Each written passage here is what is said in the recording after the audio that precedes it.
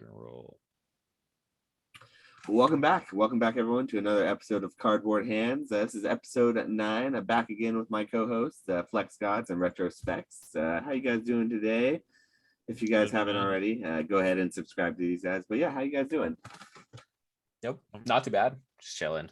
Oh, today's actually my birthday. I forgot to tell you guys. What? Oh, really? Happy birthday, dude! What the We're hell? talking for like freaking 45 minutes, and you didn't even mention your birthday. Happy birthday! I honestly dude. didn't think about it. But How old are you? I just turned 30, actually. Nice. So. Okay. You made it. Are you doing anything fun the next day or two, or tonight, or? Not super planning on it. It's a long thing, but my homie just had a bachelor party, and so we went out for like 3 days straight. So okay, just chilling right now. So you're in recovery mode. Yeah, pretty much. So I've just been kind of posted. Got like dinner with or lunch with the fam and stuff. Might go get dinner after this, but nothing crazy. You know what I mean? That's awesome, man. Happy birthday, man. Thanks, awesome. dude. Appreciate it. Yeah, I always do dinner on my birthday. Like, I'm not a big like partier. I don't have a big I haven't ever had like a surprise party, and I've never wanted one really. But like, I always like just a nice dinner. That's what I like on my birthday. Yeah, no, I agree. I just want to chill more than anything. I don't want to make it like a big like, yo, we have to go do this or we need to do. You know what I mean? Yeah. Well, that's cool, dude. Well, that's a big thing. Well, that's news, I guess, for this monumental podcast here. Yeah, I didn't. I have some other news for you guys. Actually, speaking of monumental podcasts, we've made it. Top 10 Pokemon podcasts, TCG podcasts. No way. On what? In anything, we are in the top 10.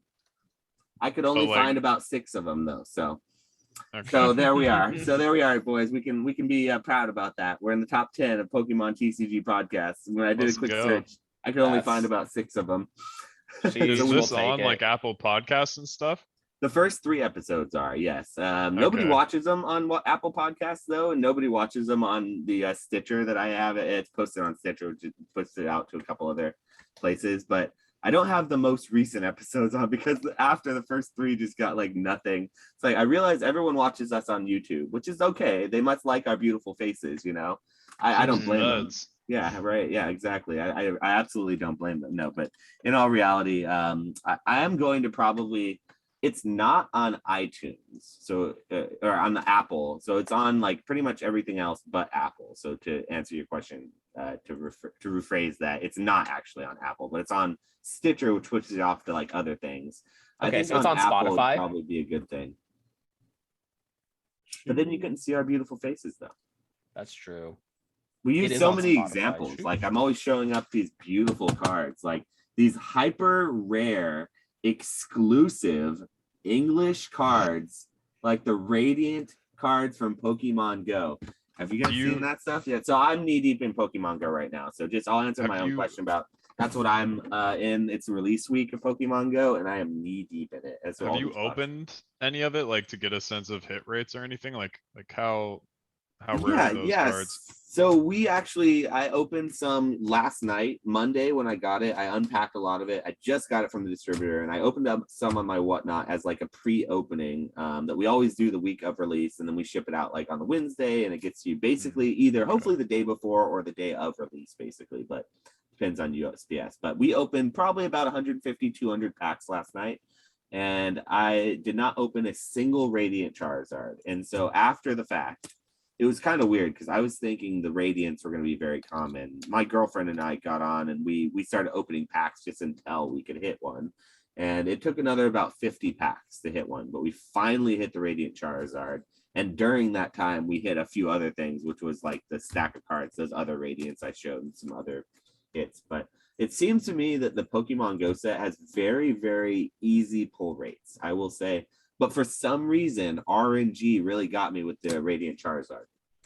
How many did you get of like the other Radiants? Like, did you do a million? Good on those, there were so not a million, but to be exact, there were, I think I counted 9 Venusaurs and about 6, or I think it was 6 Blastoise, and 0 Charizard in roughly 200 packs ish, 150 to 200 packs roughly. Like, you know how I open on my channel, it's rip till you hit. So I'm not like counting every pack. I keep opening until a V card or a Radiant was what we were counting as hits in the game last night. But it was pretty interesting though. Like I will say, it's like 1 out of every 4 packs you get a hit. That's the hit rates. Okay. Yeah, in my packs, and I'd say it's a small sample size. I don't know. I don't like the set very much. Like I enjoyed opening it. It was fun because it was a new set, but I do not enjoy a lot of the direction that they went with it. It just feels like a lot was left on the table. You know what I mean? So I don't know. I don't want this to be a big gripe about Pokemon Go, but I guess it is what a lot of people probably want to talk about right now. So I probably should talk a little bit about it. My favorite card in the set isn't even in the set. It's the promo Eevee, the Radiant Eevee. Did you enjoy like the peeling thing, or was it just kind of boring? Or it was a missed opportunity in that there's no reason to peel the Ditto. I see no incentive in that it's never different underneath. So like when I get a Ditto card with the sticker, okay. Nobody had me peel it for them. The first person did because it was novel and it was a nummel and nobody really cared about the nummel. But like every other person, they just kept it on because you have zero incentive as a collector or as someone who like just wants the card to peel it, because like it's a unique card with the reverse. Like there's a regular reverse of the same Ditto card and then the Ditto version. So as a set collector, you actually need that card with the sticker on it, not with the Ditto card. But if they had a reason, like if you could have a shiny Ditto, for example, like if 1 out of 100 was a shiny instead of just all of them being normal hollow, then that would give you an incentive to want to peel that card and then potentially give those Dittos more value. But as it stands, you have no incentive and no desire to want to peel it because you know what's underneath it. It's actually cooler to keep it as the reverse, in my opinion. And that's what the market tends to be looking like right now. When the people pull them on my stream, that's what they're having me do, is keep them not peeled, not peel them. Damn. All right. That is a missed opportunity. Missed opportunity. So like I said, a lot of opportunities that I thought could have been really home run situations that were just kind of left on the table suspiciously. Like the reason I didn't like the set as well is because it's a set. The number one thing that you would think a Pokemon Go set would do would be like integrate the code cards in with the Pokemon Go game, right? So I just held up a big awkward size, like this is like a postcard piece of paper. It's basically the size of a postcard. For those people watching on Apple Podcasts, where this is now going to be pushed out every week, I'm going to make a priority of that.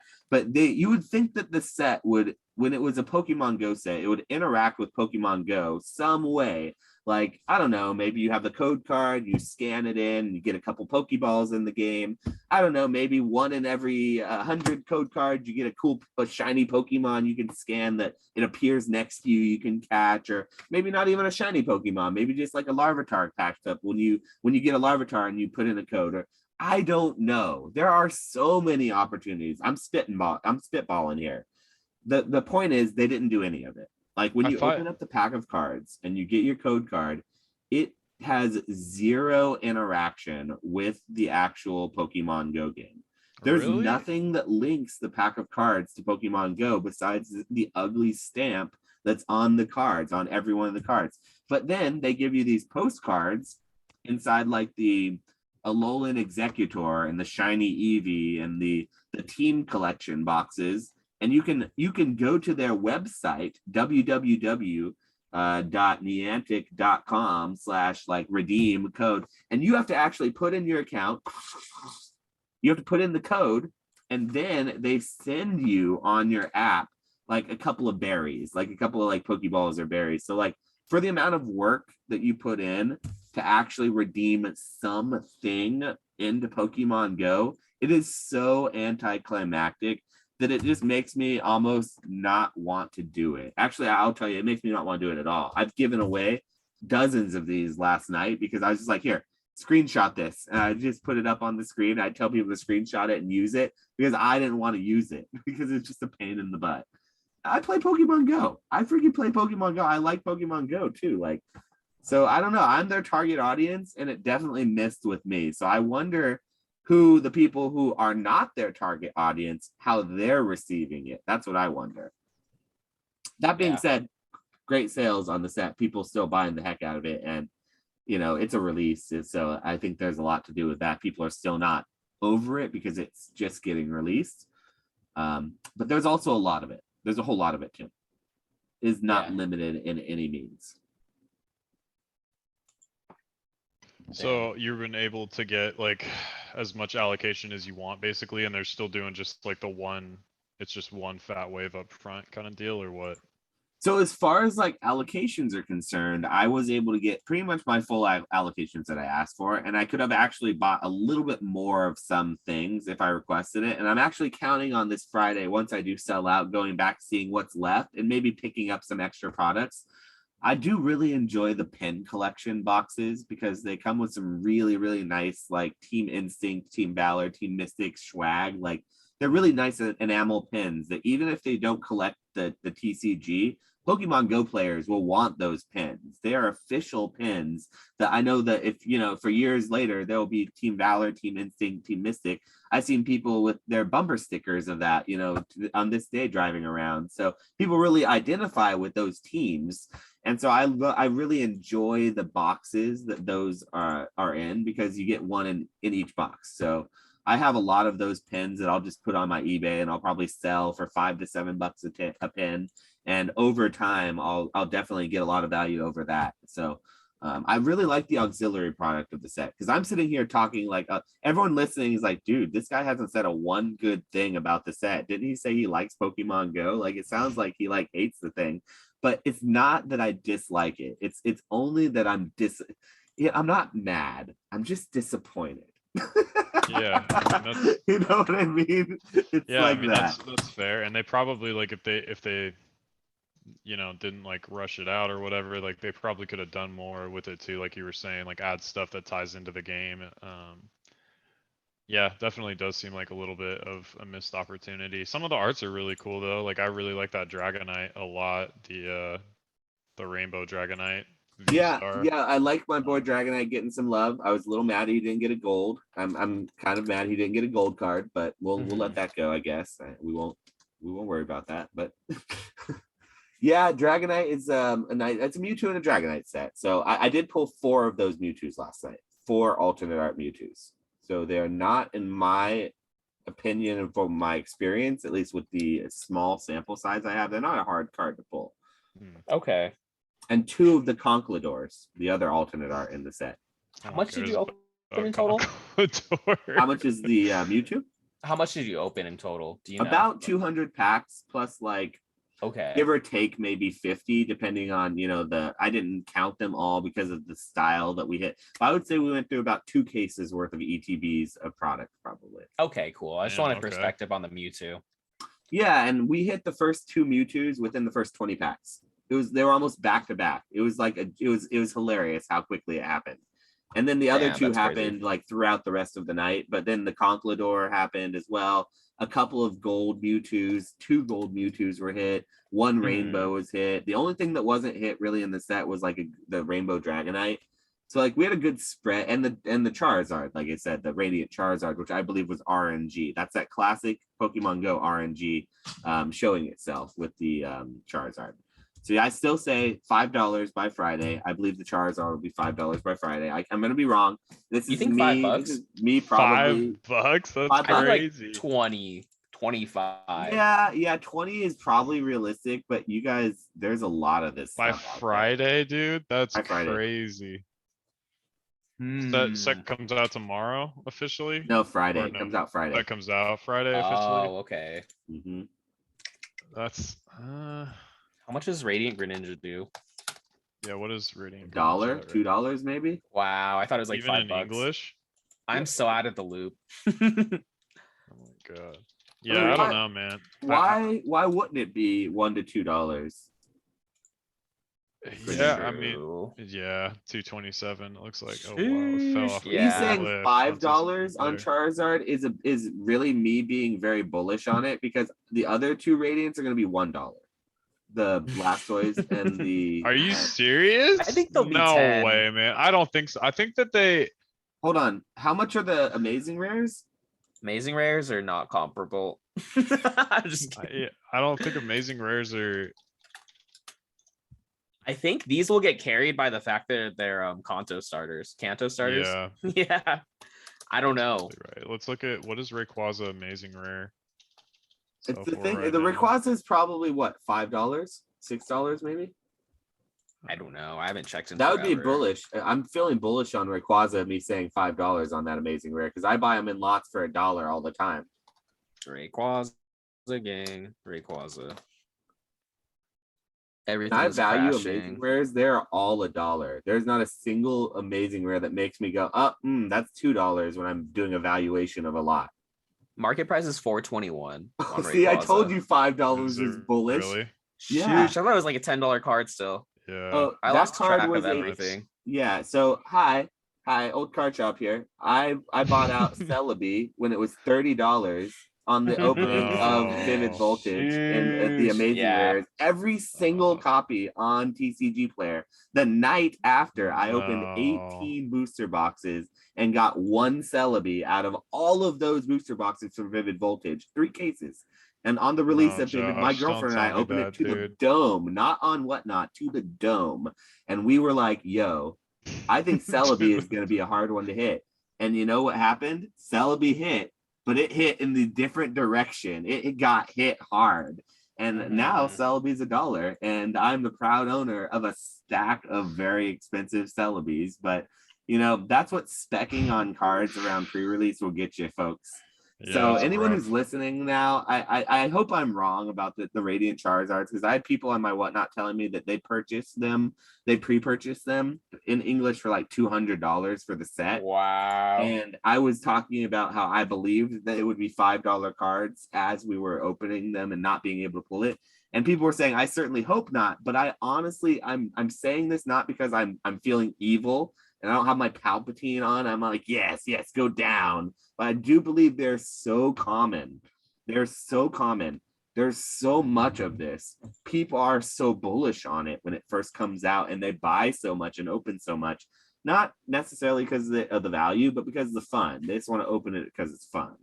And so it does nothing to appreciate the value. I guess $5 is possible, man. We'll have to see what happens. I think I side with Flex around that it'll at least the Charizard will probably be around, I would think 15 to 25, somewhere in that range. I could see the other ones being worth a little less. I mean, we'll see what happens. I guess it just depends on how much gets opened, how much people like it, how much people want to like actually hold those cards and like what pull rates are. But if it's really that easy, then I mean anything's possible. It just seems crazy that like Shining Charizard, Blastoise, and Venusaur would be like $3 cards, but you make them easy to pull, you print them to the moon, and it is what it is, right? Because Rayquaza's Rayquaza, like none of his stuff goes cheap, and the amazing rares hell you. So yeah, I don't know, but the yeah. Jirachi amazing rare was one that I was incredibly bullish on as well at the time because it was playable in the TCG, and I was thinking that people would actually want it for their decks as well as being a cool looking card. And the Jirachi didn't do anything either. So yeah, I do think that there's an argument to be made for them being Kanto starters. I get that, and it's a specialty set. My distributor looked me in the face. He looked me in the eye, and he said, what do you think is going to happen with these? And he pointed to the ETBs for Pokemon Go. He said, long term, what do you think? Because as of the last 2 years, since I've started dealing with him, he started holding modern product in his warehouse, which he never did before. As like a long-term investment.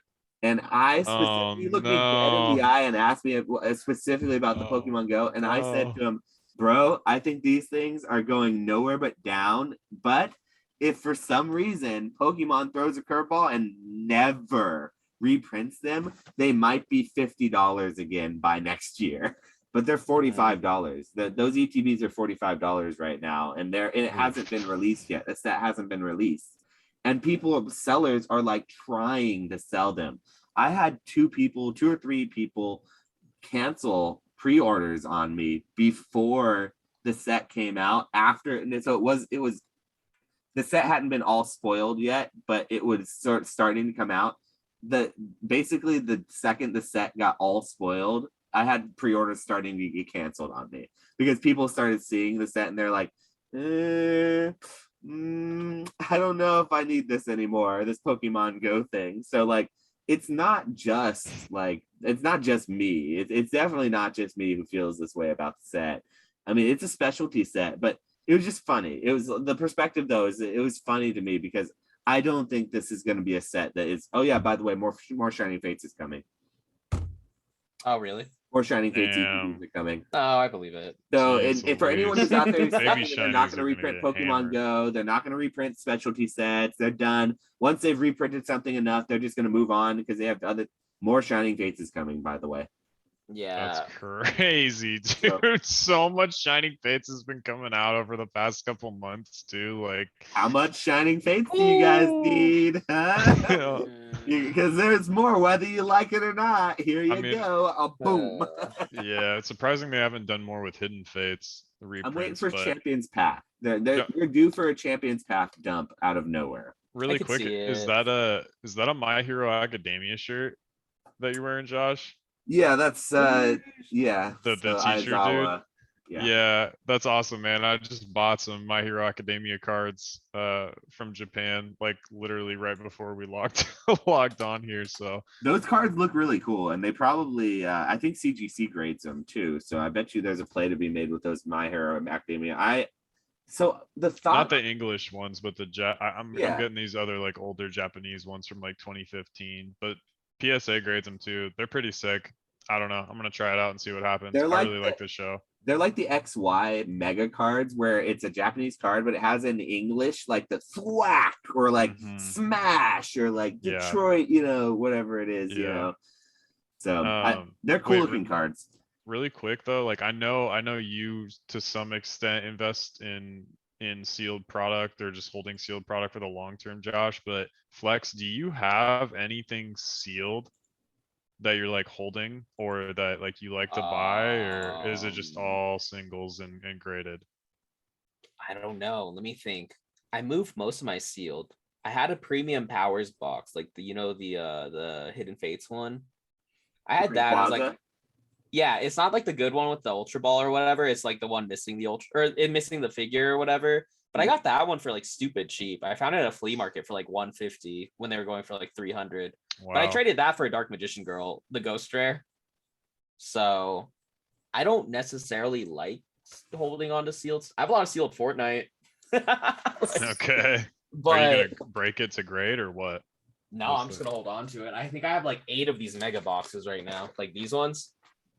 They just if you want me to tell you my logic behind Fortnite, I can tell you my logic behind Fortnite, but it's like right now, okay, it's just like the certain types, like those chase cards, there's not that many listed on eBay. I don't know if I'm tripping or there's no demand on it or whatever, but it's like I've been buying the anime girl, the skin, the Lexa skin. Do you know what I'm talking? Do you guys know about Fortnite? Yeah, I think so. I think I do. It's the anime girl. Like it's one of the skins that's in a totally different style, and I keep track of how many get listed all the time. And the cracked ices are like the one, the Black Knight that's where everyone's like, oh, $20,000 or whatever. That type of rarity comes from the mega boxes. I don't know. It just makes sense to me because when I look up the Lexas, there's like none listed ever. Like of the cracked ice version, one gets listed maybe once every 2 weeks. And so I might be over exaggerating, but I'll check and I'll be like, oh, there's no new ones listed. And I'll check and there'll be like no new ones listed. Like, let me see, Lexa cracked. So do you think that the interest in the alternate TCGs, things like Fortnite, things like My Hero, things like Marvel, things like the even offshoots of the regular Pokemon TCG like Cardass, Tops, all those variants that really only did well after Pokemon started doing very well and people started looking for more niche things to kind of throw their money at, do you think that will continue to kind of do well after this drop, or do you think those things will kind of get hit even harder? Because I think there could be an argument to be made that those things wouldn't get hit as hard because they're a little bit more niche, and the people who have them, they seek them out and they like them a little more, so they're less willing to drop them at such a loss. But at the same time, I would go with the same thought process I always use with this hobby, is that I call this podcast Cardboard Hands, because it's a play on diamond hands versus paper hands, because I do believe that in this hobby, most people have closer to cardboard hands than diamond hands. I'm not going to say that they're all paper hands, but I do want to say that most people are going to be less liquid and more willing to dump. And I don't know, and they will sell if something bad happens. They get a flat tire, and I think there's a lot of young money in this hobby still. Is I guess what I'm trying to say in a very weird way. And I agree with that sentiment. yeah, and so I think with those alternate card games, even though they're niche and even though people love them and they thought they really liked them and that's what they liked more than like the regular Charizard, they like that card ass Charizard because it's more unique, more rare, more cool, more historic in some ways. But at the same time, like they're still gonna dump. I still feel like those will dump, and it's an alternative. And it's like it doesn't even have the fundamental of the actual thing that started people that got interested in it, I guess, if we're talking fundamentals. So I don't know, whenever we talk these alternate TCGs, especially in a bear market, I wonder how they do, because there aren't as many comps for them either. They just don't come up as often because they're not as liquid. Yeah, that's part of it. I mean, for me, I'm trying to I don't know, make the market, I guess, around especially the DBZ Bandai stuff. And to me, it actually hasn't corrected at all. Like boxes that I was buying for $100 a year and a half ago are now selling for $300 to $400. So if anything, it's just gone up. And part of that too is because it wasn't something that went super stonky crazy, in the boom. It's just been slowly growing because of organic interest over time. And it's not even that a lot of people even really know about it, but once you grade out a large population, put them in slabs, it legitimizes it to people. And if it's a strong IP and it's got cool art, you're just gonna have cross collectors. I'm sure all of us here love Mario. We probably all love Zelda. We all might like Fire Emblem. You know what I'm saying? People that are nerds or whatever you want to call it, they're into multiple things. They're into multiple IP, Final Fantasy, all Fortnite, all this different stuff, video games, animes. And if the cards are cool, the cards are cool. It's why wouldn't you want to collect that? I think people sometimes get so caught up on oh, it just has to be Pokemon, Yu-Gi-Oh, Magic, but it's there's so much stuff out there and that has great chase, great rarity, great condition rarity, and it's sick.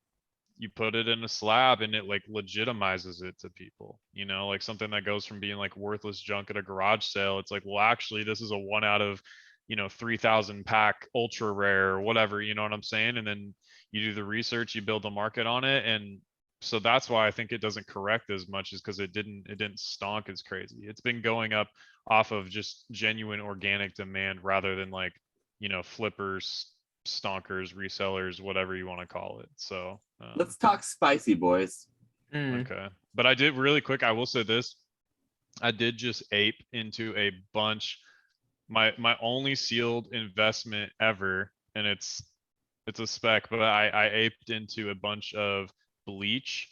So Score, the people that made DBZ, Score, they made a Bleach card game, and I bought a bunch of blister boxes, cases, and some booster box cases, and then some deck tins and stuff, because they're just really cheap. They're just really cheap. Bleach is about to get more episodes on Netflix here pretty soon. It's a really popular anime. I've watched sales volume tick up a little bit, so I'm just kind of specking on some sealed product and seeing what it do. That's a perfect segue, Nick, for my spicy talk, because it actually has to do with what you exactly just said. Sort of not Bleach in particular, but in those markets where you're looking to make a market. What we were just talking about sort of led me to think of a fun little thought experiment. But I was wondering, how many people do you guys think that it takes to move a market on something let's use an example from the last couple of years, something that we saw get moved relatively easily or relatively quickly. let's say like those premium collections, those 10th anniversary premium collections that had the 10 different like Pokemon in it. They were all holos. They were Japanese exclusive. Came in a black box. They're released as like a 10th anniversary box. Had a Lugia, had a really cool Mewtwo, had like Celebi, really cool stuff. Lucario, like Darkrai, very cool exclusive promos in that box. It sat for a long time doing nothing in Pokemon, right? Then I believe one person, it was actually Pokenav, funny enough. Pokenav made a video about it. Yeah, he did. And it got bought out, and then it moved, and then it sort of hasn't really moved back since, and it kind of was out, cat's out of the bag. So the question I wanted to posture here, though, to you guys, sort of a thought experiment, but like, how many people do you think it takes, or how many influencers do you takes? How many market movement, like how many discords, evil like a scalper, speculator, behind the scenes, behind the paywall discords does it take to like move a product like that?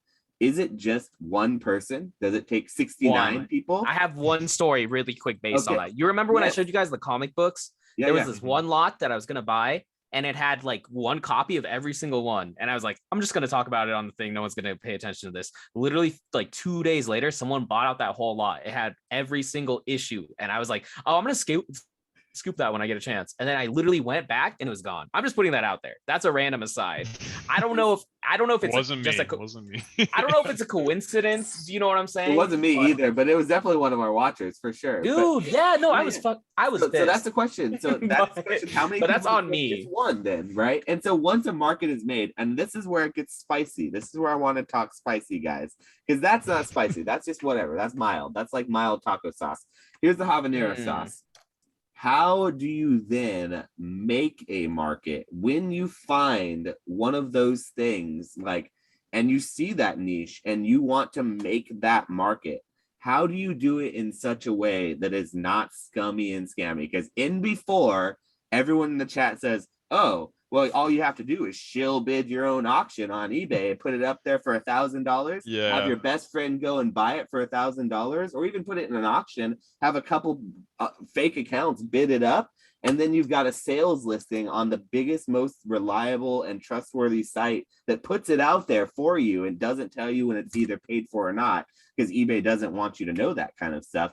We're not talking about that, chat. I don't want to go down that route. We could talk about that. That happens. And that's scummy as all hell. That's called shill bidding. And that is certainly something that in collectibles, in this hobby, in every hobby, it exists. And so anyone who thinks that like their hobby's better than others or more established because it doesn't happen, they're just wrong. It happens in every hobby. So I'm not talking about shill bidding. I'm strictly speaking, talking about how would you build a market organically, but still with like, that hype without having to shill bid your own product. That's what I want to talk about, because I think it would be an interesting conversation. Like, because like we spec on that kind of stuff all the time.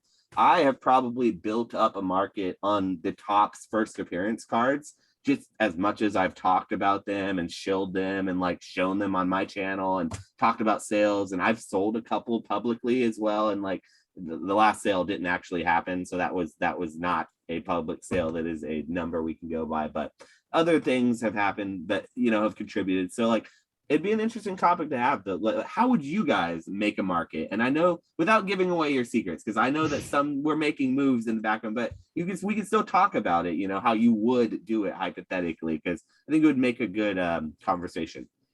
Yeah, what are you doing, Flex, with Fortnite? Yeah, because Fortnite's a perfect example. That's like literally, thank you. Because like literally Fortnite, there's no market for that. Even though everyone knows what it is, there's like some sales that are really outlier, really high, and some that are low. Like you have to build a market. So like where do you go about doing that, I guess? What do you think? For the Fortnite, I'm just holding on to it right now. I'm just picking up the ones I like, and I don't know. The more and more I like look into it, the more and more like, I don't know if it's just confirmation bias, but I'm like, these never get listed. So I'm just going to hold on to them and chill on them and see where they go. You know what I mean? So you need someone else to make that market?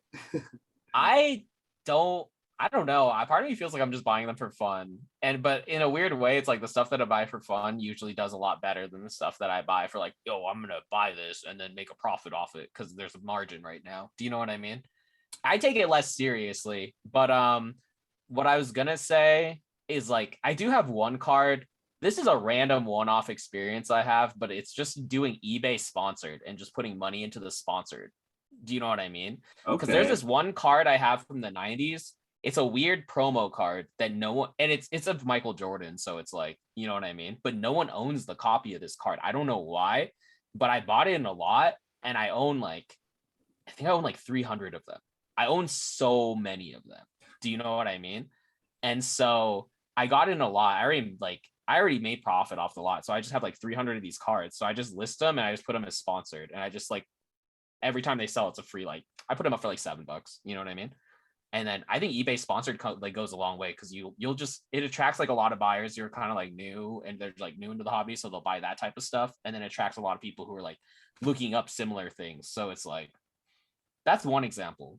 So And you're the only eBay, one who has it, correct? Like listed. a handful of people have it. So I don't really understand where this card even came from, but there's 4 different variations and some variations are really common, but I have one specific baseball variation. And then that's it. And there's like a handful of other people have them, but they have them for like $25. And I'm like, bro, like I have like 300 of these. Like they're not worth $25. You can control the market just by undercutting it to a reasonable amount, as long as you continue to have that. Yeah, I just put them for $7, and I'm like, whenever people buy them, people buy them. Like it's not like crazy often. Part of me wants to be like, oh, I should make the sponsorship even more. You know what I mean? Mhm. But it's like at the end of the day, it's like no one has them, so I can literally go up to someone and be like, yo, you want to buy this? They sell for $7. I'll do it for $3.50. You know what I mean? Move that card, which is actually what they're selling for. So to move that card from a $7 card, which is what they're selling for, and then the more expensive listings, the $25 listings would be, you would have to probably buy out the rest of the market, right? And essentially, if there's not that many of them, control that market and then slowly start raising the price.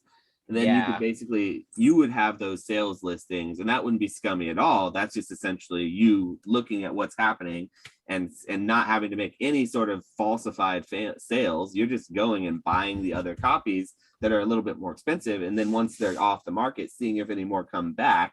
If they don't, you can slowly start raising the price, correct? Yeah, that sort of, definitely. that would be one way you could make a market. That seems a slow and steady way. And that's no one in the chat, no one who's listening is going to get rich doing that. You'll make a couple bucks doing that though, but it also requires you to have a sort of card that's so niche that you also have a really large position, really one of the only positions of in the world. It has to be niche, but it also has to be popular enough for people to want it. Because And honestly, it's like a Jordan card. Yeah, it's not that crazy. It moves slow, but I mean, for me, I'm like, oh, it's a free $5 for like something that's sitting in my room whenever it sells. It's not like you said, it's really nothing crazy, but that's just that's like an easy one that I just kind of walked into from buying a lot. Do you know what I mean? So. Yeah, and so you saw a card like the in the hype. We saw a card like the blueback Charizard Top Sun that went for like, what was it, 200,000? I think was the top that it went for. 200,000 was its big sale, and then it went for at its low something like 30 or 40,000, was it? I think was what it went for just recently, a couple of months ago. Something, maybe I'm gonna get corrected, I'm sure, for that because I don't recall, but it was really low. It was incredible. It was the biggest swing I'd seen in any large high-end card. But like a card like that got really pumped really quickly. In the narrative, like how did something like that happen is, I guess, the question. And was that organic? Was it inorganic? And I guess a lot of that could be tracked back to the PWCC, the eBay shill bids, and all that time period where there was a lot of shadiness that looked like it was happening. Like we had the biggest auction platform, one of the biggest auction platforms, kick another auction platform, an auction house, off of its platform publicly in the public eye in the last year for shill bidding on. And so that was a big deal. And so like I wonder how much of that shill bidding was responsible for such of those high gains. It's just how do you build a market like that? How does something go from, worthless, not worthless, but niche to being almost the most expensive, one of the most expensive things in the hobby? I think so like with the Bandai stuff specifically, like there's very few graded, but I have seen graded sales here and there, like a few, and they've been strong. a few of them were on Probstein, and like I've noticed this with a couple things, both the like the vintage Bandai DBZ stuff. Yeah, they were on Probstein, so they had a lot of eyes on them. So that's why I think that they went for strong prices, because people didn't know how to value them. There's no price comps. They're super low pop, pop 1, pop 2, whatever. They're on a big auction house. They got a cool art. It's got Goku, cool. And then I also saw this newer stuff, which is called Super Dragon Ball Heroes, and it's basically like kind of like a Japanese equivalent of Dragon Ball Super. But those cards, same thing. Like someone sent them to Probstein. A bunch ended on an auction block. There weren't really a whole lot of graded sales for Super Dragon Ball Heroes like a couple months ago, 3 months ago. Then PSA posted on their Instagram and made a post and were like, here's some cool Dragon Ball Z cards we've graded in the past like week. And so there was, you know, Dragon Ball Super, Dragon Ball Score, and they showed, you know, all these cards they had graded, and they showed a bunch of Super Dragon Ball Heroes stuff. And so that, like, since then, the cards have been selling like really, really frequently. And that to me is like more organic. It's just the fact that nobody knew that that shit even existed. And then all of a sudden, like PSA is putting it in front of you, Probstein's putting it in front of you. You're a DBZ fan, you think the cards are cool, okay, you know. And so that's kind of where I'm at with it, is like I'm trying to make sure that my cost basis is so good, but you know, I'm gonna send the cards to BGS, and then I'm probably going to take a certain percentage of them and send them to like big auction houses to get eyes on the cards and like put them in front of people and start to get sales data, you know, create more sales data like as I go. So I don't really want the crazy like stonk out and then crash. I'd rather like have a like build an organic interest, you know. And I think you can do that and still make good money. I mean, like obviously, like anybody that's an early adopter or first to market is gonna do really well. That's just how it is. But you don't have to, yeah, like you don't have to sell a card for $10,000. Like I can sell these cards for like 150, 200, $300 and be crushing it. And to be honest, like the end buyer of these cards, it's like good luck getting a 9.5 of this card. You know what I'm saying? Like these cards are over 20 years old. The way they were distributed out of vending machines, like all sorts of surface issues and all sort of, so it's not like they're getting terribly ripped off either, because this shit's a lot rarer than like Pokemon. You know what I'm saying? So it's like, yeah, it needs to go to an auction house basically in order for it to organically at least up start. front. Yeah, at least up front. Yeah, and all my like higher grades, like 9.5s and above, or just 9s, like really, really nice cards, I'll keep that stuff on my eBay just to kind of like attract attention. But part of it too is you just gotta like trust your gut, man. Like I put a bunch of raw copies that weren't gonna grade, that I just had sitting in an ETB. I put like 30 or 40 cards up on my eBay or whatever. They've been selling.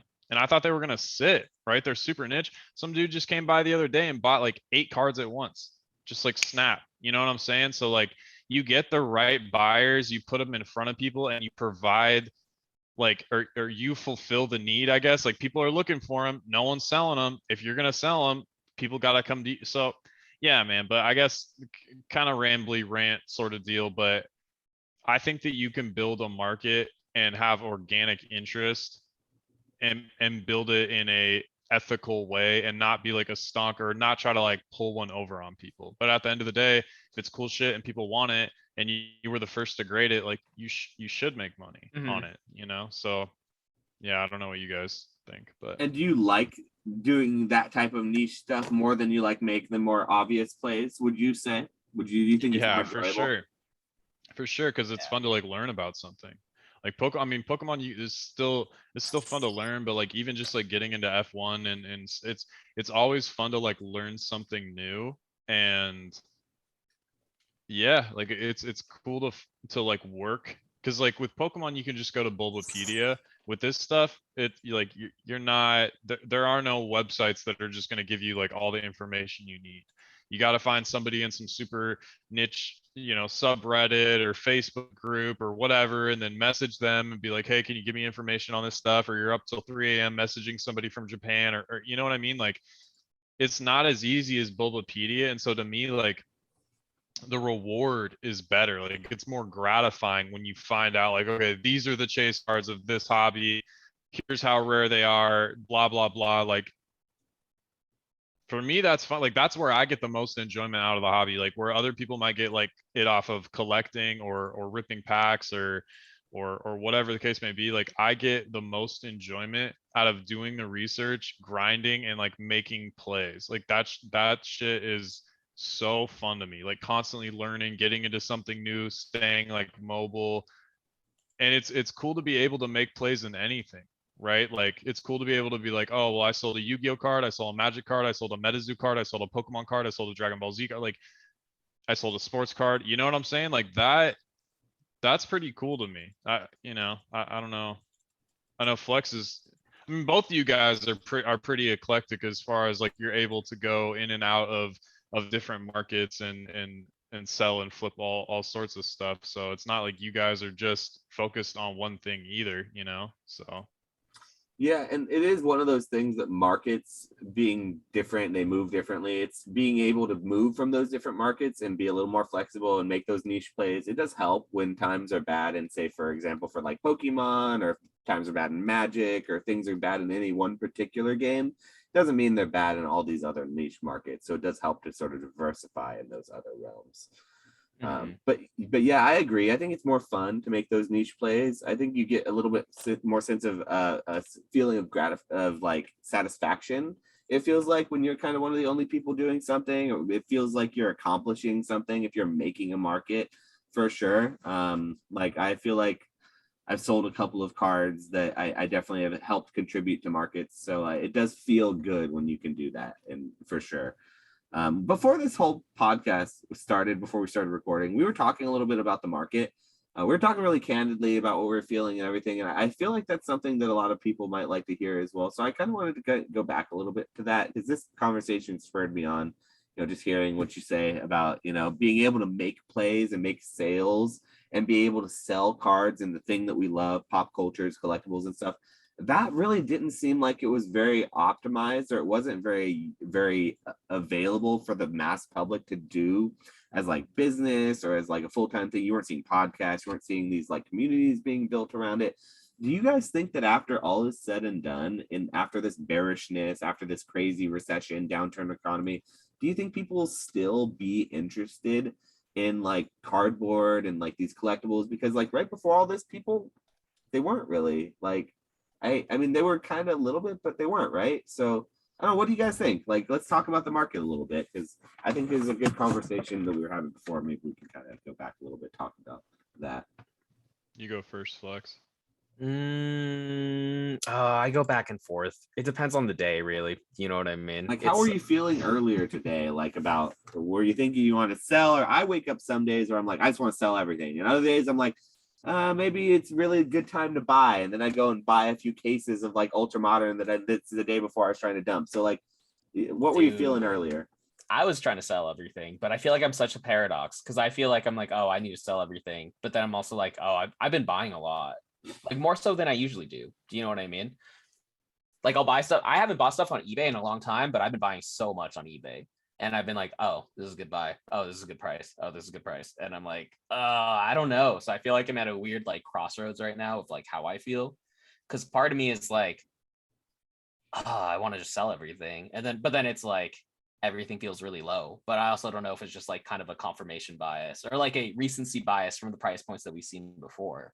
But I do like, if I take a step back and I take a step back from everything, sometimes I feel, for me personally, sometimes I feel like a lot of certain Pokemon things are very undervalued. When I just talk from it from a like a non-mathematical standpoint, but from a like me looking at a card, like looking at certain types of cards and being like, oh, these are really sick. Sometimes I feel like they're undervalued. This sounds weird, but it's like when I first started, I would always be like, I remember I started before everything went crazy. It was like Hidden Fates era. So no one was like super buying into a bunch of stuff.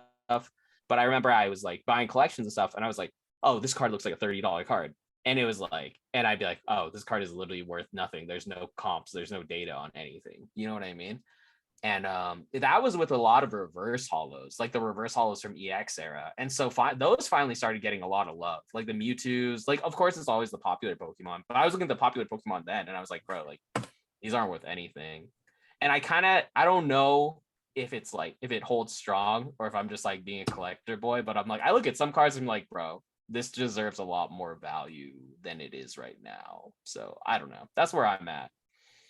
But I also kind of just want to sell everything. So, but it's just like a feeling in my soul that feels pretty strong about it. But on the other side of it all, I'm like, logically, I should just move everything and then use that capital to buy other things and keep the money going. But I have this little essence of like, these feel too cheap right now. Cause there's some things that I'm just like, bro, like, these are too cheap. I'm gonna buy these. You know what I mean? So that's where I'm at. How do you guys feel? You want to go first, Nick. Josh? Go ahead, Nick, because I'll talk for days on this for sure. So I want to hear your perspective more. Okay. Well, the other day in Spicy Boys, I asked everybody like if the market didn't go up or down for the next 5 years, it just stayed on like the same plane, I guess, that it's at right now. Like, would you still be here? And everybody was like, hell yeah, man. Like, there's so much money to be made and stuff like that. So, even though things have retraced and stuff like that, like there's still a lot of opportunity as far as like after a recession or whatever, if people are still going to be interested. I think so.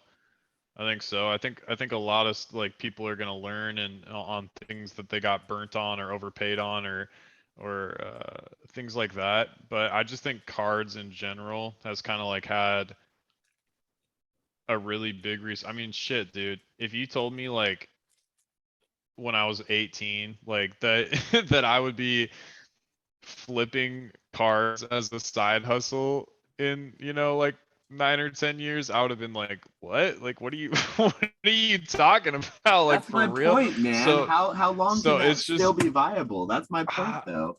I mean, I don't I, I mean, admittedly, like I'm pretty engaged, right? Like I'm here with you two fine gentlemen doing a long form podcast, and I love this shit. And I'm grinding like every day, but like I'll still be here. I mean, like other stuff might happen in life, like I'm trying to career pivot. I'm busy with school and stuff like that. But um, I love the people that I've met. The relationships in the community is great. I love learning about, just like stuff that is nerdy and cool to me. Pokemon, Yu-Gi-Oh, Final Fantasy, whatever, like all that stuff. And yeah, there's money to be made, and I'm having a good time. So it's hard for me to see, unless the market like liquidity just like disappears, you can't sell anything and it's just like a full-on collector's market, which would be great for some people. At that point, like I probably, would maybe like move on or change my strategy a little bit. But yeah, I don't really see a reason to like not be here, I guess. Is the short way to put it. Yeah, I worry about what I saw, the reasoning behind why people got into this hobby and the reality of what it is and the expectations they had versus what it actually is again. So like I guess like a lot of it is seen as like an investment still, and I still very much so feel like it's a card game, and it's not viewed as a card game by anyone. We're sitting here, almost an hour into the podcast, and we're talking about all these different like IPs and different games, most of which aren't games at all. Like Fortnite's just kind of a collectible game. Like most of that Bandai stuff are just cards you get out of a vending machine. They don't actually have a game attached to it. Like most of those niche things, Topps cards I was talking about, the first appearance stuff, I was just shilling like always, like I always do. None of that is playable. None of it's usable as a game. And like all of that was literally worthless for the longest time. And it's now, because of everything else booming, it's sort of become a little bit more niche, and we like it a lot more because it is kind of cool. And we realize we're not playing this game, so why do we care about if it's playable? But like at the end of the day, it is what it is. So like to me, I just question if people are going to want to play a trading card game anymore and collect it in 10 years, because like trading card games, that's like so 1990s, man. Magic the Gathering was the first trading card game, and it was in like 1993, I think, is when it came out or something. So it's not even that old of a concept. It's just one of those things that we grew up around, like our generation, very much so. And like as long as our generation continues to have money, which I see a solid 10, 15 years, maybe 20 years of having, theoretically, you would think that it would be interesting still. But it's just like if things go bad in an economic recession and a lot of people who aren't as economically well off need to liquefy their collections and all have to do it at the same time, I just feel like it's going to leave a bad taste in a lot of people's mouths. Like the guy who bought Vivid Voltage at 180 to 200 in the peak, is that guy still here?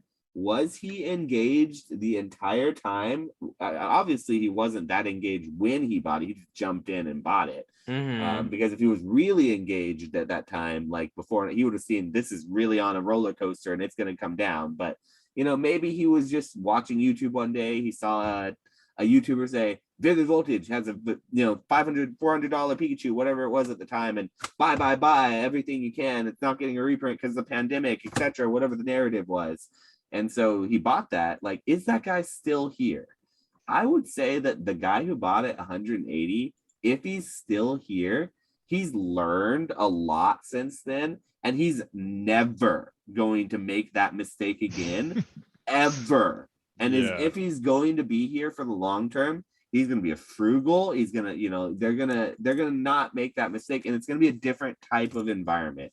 And I just don't know if I ever see it going back to that investment type where like everyone, dude, I had my grandma, my grandpa from Oklahoma, who I like hadn't talked to in years, text me or message me on Facebook Messenger with a picture of like this Japanese common from like Fossil saying like, hey, I found this in a closet. Like, is it worth anything? Is it worth like a lot of money?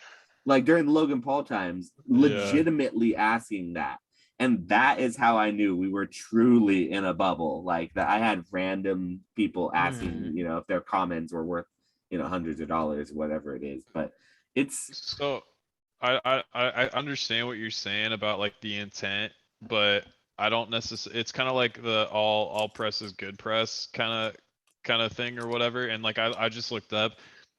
So Yu-Gi-Oh came out with Master Duel, which is like their online TCG platform. And as of,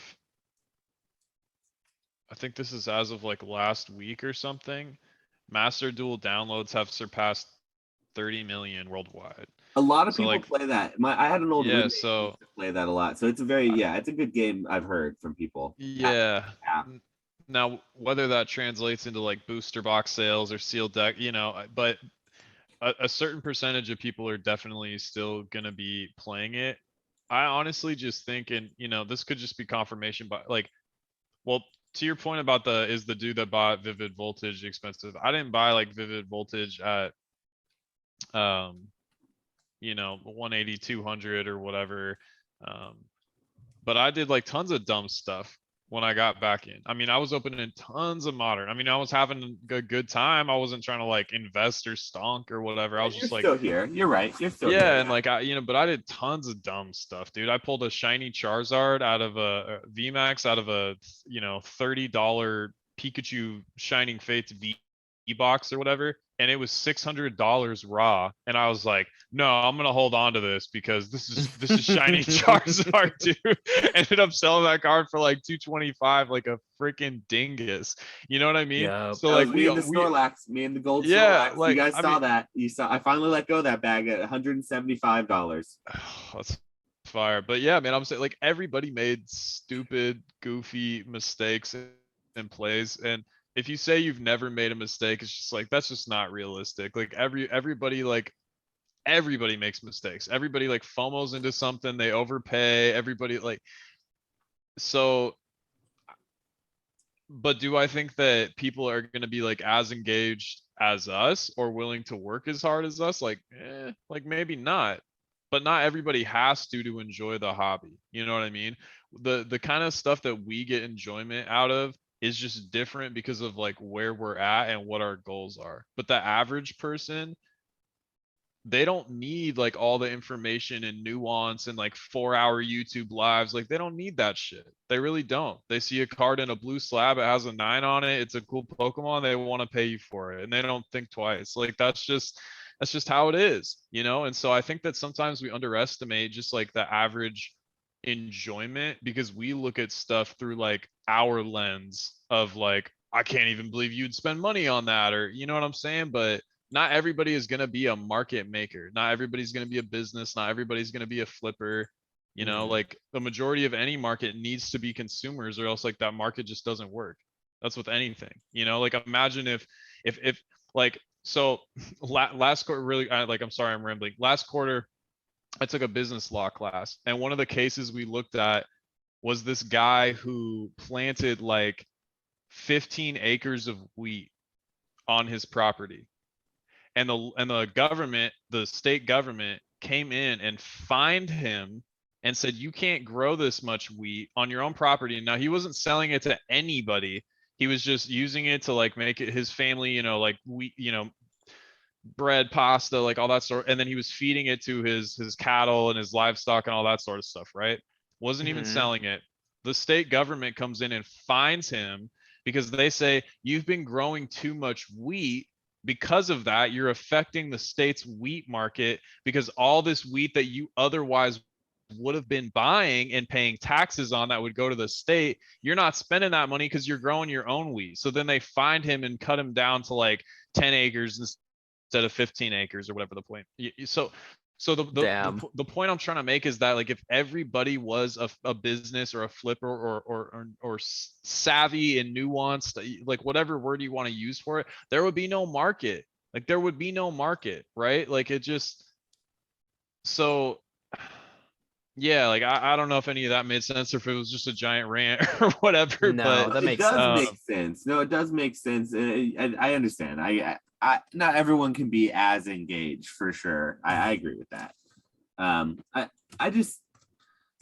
question what's going to bring someone back to like Vivid Voltage, because this is the modern set of the day we're talking about here. Vivid Voltage, right? It doesn't have alternate arts. It does have a popular Pikachu, but in like 10 years, when you get back into the hobby, like, are you going to go and then go try to buy a slab of like something from Vivid Voltage? Are you going to go to the store and buy a booster pack of whatever the most recent modern pack is, or go online and go to eBay and type in whatever your favorite old set that you remember is to kind of go back and touch back with that nostalgia and see how much that costs? So like, I don't know if like going to a slab is, I guess that's just a newer thing that we're seeing. Like, and that's what I question the most is that slab mania. I guess here I am again on my own podcast, talking about the irrationality behind slabs and graded cards and speaking to how much I just don't understand it. Full disclosure, I sell a bunch of slabs right now. Everyone's probably heard me talk about how much I grade with CGC. I am basically the biggest CGC and modern shill that you'll ever meet. And I sell more slabs than I do probably almost anything else at this point. And I think it is so dumb. I just don't understand it. So I guess I'm just doing the same thing. I'm on my same soapbox. I'm just talking about how I don't understand slab prices and what is going to bring people back to the hobby in slabs versus going back to open packs of stuff that they want, I guess, is what I'm saying. Let me reverse the question for you guys. Like, why are you still here? Like what do you get out of it? Like, why are you still here? You know what I mean? Like I'm genuinely asking. Like, yeah. I want to hear yours first, but it's a good question. It's a very good question. I don't know. It's fun. It's low-key fun, and it's also like I feel like I'm so deep into it. Not that that's like the reason why, but I'm literally so deep that I have so much inventory that it's like never ending. Do you know? Yeah, what I mean? Look at all those 5 rows behind you, dude. You don't get to that point without like, you know, getting deep and if you weren't successful, you probably wouldn't, you know. Dude, if I was taking L's, I would have given up. Or I would have been like, bro, this is not working. But it's literally like on my shelf over there. I think I have like 100 plus slabs, and then it's like I have a 250 card submission coming back, and it's just like I don't know. It's just been working. It's been working, and it's been fun. And it's like one of those things where I wake up and I'm not like, oh, I have to wake up and deliver cards to the post office. Like I'm not bummed. Like I'm like, dude, this is chilling. Like I can wake up whenever I want. And it's like, oh, I made 5 sales on eBay. I just got to package those up to go to the post office. I go to the post office. The post office lady, she's the homie. She knows me. So I say, what's up? You know, shoot the shit with her.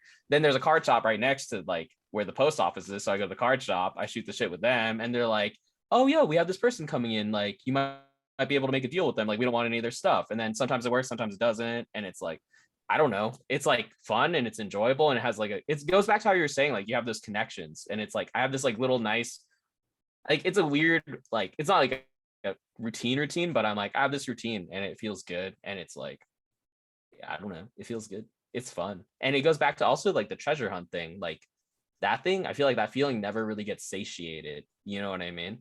Like that feeling of like, oh, I need to figure out what's next and what's the next play. And then it's like, dude, it's so fun looking for plays. Like it's so fun just being like, yo, this could be a play. And then it's like that anxiety of like, oh, should I make the play? Should I buy it? Should I do this? Should I put that much money to it? And then you do it. And then like 2 months later, you're like, and then you have that anxiety for like a couple weeks or like a week and you're like, oh, dude, did I fuck up? And then things start selling or you get good grades or like all that stuff starts rolling back through and you're like, sure, you know what I mean? And you're like, let's go. And you're like, I knew it was a good move. Like that feeling is super addicting, you know? Yeah. And yeah, that's it for me. And also I kind of like the chase of like the other chase of like getting cards that I never thought I would own, like just owning stuff where I'm like, I remember when I first started, I was like, bro, slabs are so expensive. I'll never own one. That's so dumb. And now I'm like, I own cards where I'm like, why do I own a $5,000 card? Like, what is the point of like, it's like so absurd, but it's also so sick. And it's also so sick seeing that like you move all your stuff. It's like an RPG. You know what I mean? You like go through all your stuff and then you like dump all this stuff and you end up getting a crazier thing and you just keep leveling up and leveling up and leveling up and leveling up and you see it. It's like so it's you just keep track of it through your inventory and it's really fun. You know what I mean? So I think that's why I'm still here. So Okay. I don't know if that answers the Good question, answer. but- Yeah, that was a good answer. I like that a lot. Yeah, and I mean, so a lot of what you said, I'm gonna probably mirror in my own way, and some of what is gonna come out. But I guess the most obvious thing that I'll say is I am a business for profit, and so when we're younger, I used to watch a lot of Nickelodeon, right? And so one of my favorite shows on Nickelodeon was SpongeBob SquarePants, and we all think that when you're watching the show, you all identify as like SpongeBob, right? But when you're watching it, you think that you're going to grow up to be like Squidward, right? But I find that in that show, I didn't grow up to be more like Squidward. I identify a lot more as more of a different character in that show. So to answer your question, Nick, why do I continue to find myself here? Because everyone wants to hear it. Money, money, money, money, money, money, money, money, money, money, money, money. My favorite character from that show is Mr. Krabs. And it's because later on in life, I suddenly relate to Mr. Krabs so much. But no, okay, all jokes aside. Like, I am a business for profit. I make money off of Pokemon. Like, if I couldn't make money off of Pokemon, I would still be here. I was here before I was a business. I have videos on YouTube before I went and like made it official. And so like I would still be here, and I've been here since I was 8 years old in some regard in this card hobby. It flows in my blood. I think I alluded to this earlier. It's like I come from a bit of a sordid family history. We didn't have a lot of money. I didn't have a lot of we didn't have babysitters and things. So like after school, as my parents were working, I would like go to the card shop and I would hang out at my local card shop, and I had friends that we'd meet up with there, and it was like a regular thing. Like I spent a lot of time in a card shop. And so like for me, it's a very it's a very important part of just who I am. So like I know why I'm here. It makes complete sense. And everyone who knows me, it makes complete sense to know like why I'm here. So like I would be here regardless. So like it's hard for me to answer that question for other people, but like just for me personally, it's so intensely personal for me and a part of my life, like this hobby, cardboard. Like you said, it's like leveling up in an RPG. I grew up in a household that had nothing. Like when I was 8 years old, I'd get 1 or 2 packs, a week with my allowance, and I would go to school and I would trade my cards with other kids and other people, and I would trade up and I tried to get better cards, and I played the game. So I was always trying to have a goal of like having decks and having cards I could use. That was what I was always moving towards, is the newest, coolest cards that were good in the decks. And so like it was always a part of my life in that way as a player. And like it was a big part of my social life too, because when I would move from town to town. My family didn't stay in the same place. Like we moved 3 or 4 times growing up to like different cities, different states. So whenever you would go to a new place, like it was very hard for me to make new friends, just because you don't know. It's hard for anyone to make new friends, right? In a new place, I feel like. But when you're younger, you don't know who you are. Like I would use cards as like a entryway to like go and talk to people. So I'd have my binder, my trade binder, and I would find the other tables where there are other kids playing like the cards that I knew. I'd go up and say, hey guys, you want to trade? And I'd bring my binder. And that's like an entryway to talk to people and meet people. So like it was always about the community, like for me. And like I got out of it for a while, and then I got back into it. And when I got back into it, it was all about nostalgia. It was about that treasure hunt. It stopped being so much about community at all. Like when I got back into it, it had nothing to do with community. It was my girlfriend and I hunting Walmarts and Targets for hidden fates, not doing anything on YouTube with anything selling. We were literally just hunting for hidden fates in Walmart. And like we were hunting everywhere for that stuff for a while. And then we suddenly got more involved with it when the pandemic happened. Like I had to go online and started kind of finding these new, didn't have to, but I wanted to. I went and found these new communities. And so like it's engaged me more that way. So like I would be here even if it wasn't for those communities, and even if it wasn't for all that, just out of like, I can't get out of this shit if I wanted to. Like it's in my blood. Like it is literally in my blood. But that's not the same for everyone. And I realize that. So like I guess like for me, why I'm still here, I can make a decent living off of it, and I enjoy it and I love it. And it's very much so a part of who I am. And like to be able to do that is to me very gratifying. It is also sort of cathartic in a way, because it's like, yeah, of course this is what I'm gonna do. Like I've been doing this since I was 8 years old. I literally, my whole life has led up to me doing this. So for me it makes sense, I guess. But it is one of those things though that it's I do think that there's a lot of people that don't have that, you know what I mean? I think a lot of people didn't grow up in card shops.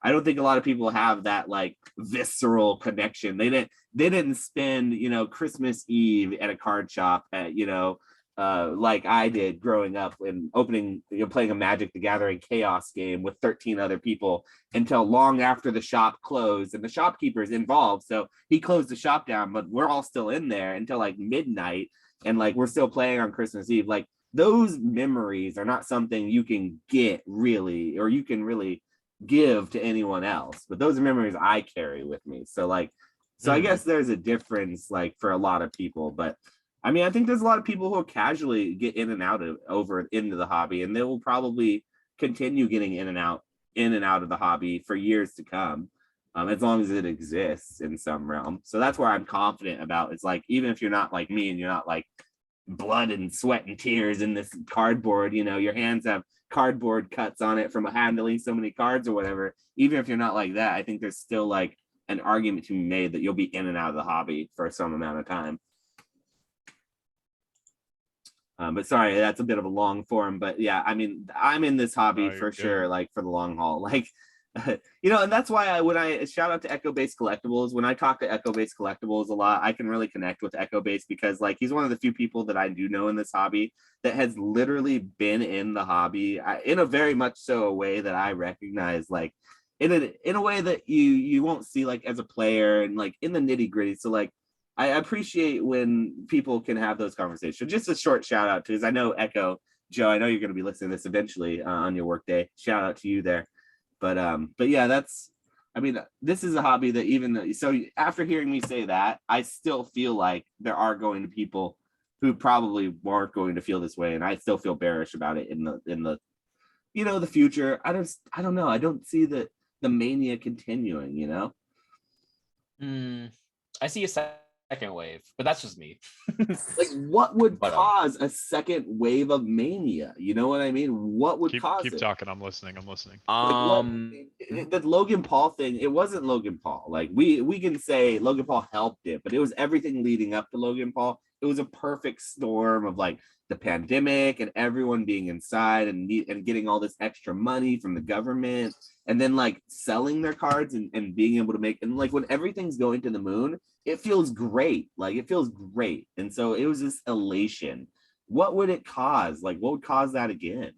I mean, I think that's like the thing though, is like before that, I mean, when I first started watching stuff, the stuff started going like slowly up, people would talk about like, what was it, like the Gold Star bubble or like the Skyridge Charizard bubble, and it's like people were like, well, what's going to cause the next? Do you know what I mean? There was always Roaring that question. Skies. They were talking about the Roaring Skies crash. That was a big topic, that the boom and bust of Roaring Skies, because and they would always be like, I don't know, we never expected any of those to happen. Do you know what I mean? Like any of those extra things during those specific eras. Like obviously I wasn't there, so I don't know exactly how crazy they were. Obviously they weren't as crazy as this, but there's always that period in time where there's that unprecedented thing that happens. Do you know what I'm saying? And it's like, I guess for me, I guess I have a lot of long-term faith in Pokemon, maybe too much, but for me, it's like once everything resets to neutral again and all the hysteria is gone, then we're back in a place where it can reset and it allows another event like that to happen. No one can guess what it is. Like, obviously, like there's never going to be like the thing that just happened now is so unprecedented. It's like, you never know what another, like it might not be as crazy, but I still think it has the possibility of happening. It's just a matter of like, what, you know what I mean? Like if it was like Yu-Gi-Oh, like if they actually could like make the cards pop out of the card and you like toss your card down and it like you duel like your Pokemon come out of the card in virtual reality. That'd be is that what happens in Yu-Gi-Oh? I've never seen actually Yu-Gi-Oh, but that's my understanding of it, right? Yeah. You like throw the cards out and they're like 3D models or whatever, or like that's how it works in Yu-Gi-Oh. Like you put the card and then it like comes to life and you battle the other trainer and like you send them to the Shadow Realm or whatever. I don't know. I think it's gonna be something like not dumb. Like I don't know how to say that. Like it's just gonna be something random. Like it's gonna be something where we're like, oh, this happened and everything's going crazy again. And I don't really know why. You know what I mean? We need an A-list celebrity to actually get into Pokemon, not any of these like C-list, B-list, these D-rollers, whatever the AMC special celebrities. I think one other thing I feel too is once we get separated far enough away from this period of time, I feel like people have short memories. So once we give it a couple years, like a lot of the normal, the more like base consumers who were in it, they're like, who did like partake a little bit within Pokemon, they're gonna be like, oh, I forgot about Pokemon. That's because I used to be one of those people. Like I used to be one of those people where it's like every 2 or 3 years I'd be get super into Pokemon and spend like a couple $100. You know what I mean? And I think those waves of people are gonna keep coming back in, and they're gonna come back in, and everything's just gonna hit in a weird. It's gonna be another one of those weird perfect storms. That's how I feel. Like it might not be as big as this, but it'll still be like random and weird. And I still think there's like room for those random weird one-off booms to happen, you know? Because everyone always says they're like, oh, I never predicted this coming. And it's like, if you believe in the cards, then another one will come. That's just my theory. You know what I mean? It could easily die and it becomes one of those things where it's like, oh, you go to an estate sale and it's like the dolls that are worth like $5. You know what I mean? Well, when you look at, so like with sports cards too, the sports cards market has broadened since like the boom, right? So it used to just be like basketball, baseball, football mainly, but now like soccer's popping, F1's popping, wrestling is popping. Yeah, like all this new stuff is getting attention, and there's so much money coming into it, and cards are selling for crazy prices. Star Wars, Marvel, all that stuff, right? But then like basketball, football, and baseball prices are still selling for like all-time highs, right? So I think that market, like people that the same way we were talking about earlier, people are cross collectors in TCG, CCG stuff. I think it's the same way for sports people. Like a sports dude might be into like basketball, football, and wrestling, and Marvel and Star Wars, right? And like I just think that, I don't know, I just think that the communities around, and like a lot of this stuff, they're just, if things just continued at an even trajectory, not even like up, crazy up or down at all, just like the way it is right now, if things just continued at the path that they're at right now, there's not enough of certain cards, especially, to fill demand forever. You know, like when it comes to like a Charizard V or something like that, like, yeah, sure, there's going to be an infinite amount of those. Like there's one for everybody on the planet and their dog too. But when it comes to like E-Series 10s, trophy cards, you know, first edition, like WotC Hall, like Gold Star, like there's so much stuff that it's just like, even if the next 5 years are just chill and there's no crazy boom or anything like that, people are going to swoop some amount of these up and they're going to sit in people's collections. And if a card is pop 89, those are going to get bought up over time. Like that isn't an endless supply, you know, and like 5 years, 3 to 5 years is a long time, you know? So I don't even think that there necessarily needs to be even like so much of a crazy catalyst. It could just be like, if demand remains constant at a certain point, some of this shit's going to run out. And then the next sale is going to be like, well, I'm not willing to sell my Skyridge Gengar 10 for under 20 grand. And no one else is going to put their Skyridge Gengar 10 on the market. So if you want it, it's 20 grand now. You know what I mean? Like and that's extremely bullish, but like it's definitely possible. You know, there's not endless amounts of a lot of this stuff. Yeah, I don't know. What do you guys think about that? Bullish on the hobby, bearish on cards in plastic. That's my belief. That's my stance. I respect it though, too, man. Like, come on, dude. It hits so good to just have a card in like a 10 and just know that it has like there's only 40 other copies. Like, I don't know. To me, that feels so good. It like takes off all the boxes for me, like since I was a kid. Oh, that's dope. You got one of the power drills? Yeah. Trunks Guardian drill.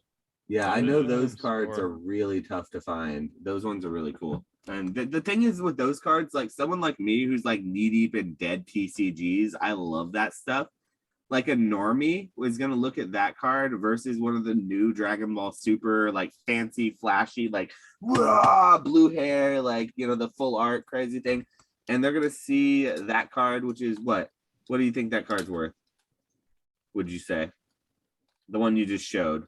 Oh, the Trunks Guardian drill. Yeah, what'd you just pay for that? I guess if you don't mind me asking. It's like three to 400 raw.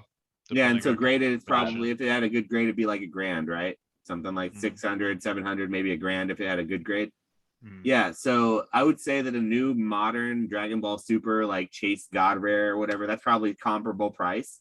Like a normie Dragon Ball Z fan, like I don't know what's gonna make them want that card that you showed, whereas I think it's a way cooler card because I understand what it is, versus that crazy full art shiny gold foiled like God Rare, whatever it is that you know got pulled on Instagram Live and everyone's hunting at the time, and so like, I mean, it's just one of those things. Like I guess, like I said earlier, I'm bullish on the hobby, but I'm bearish on cards in plastic.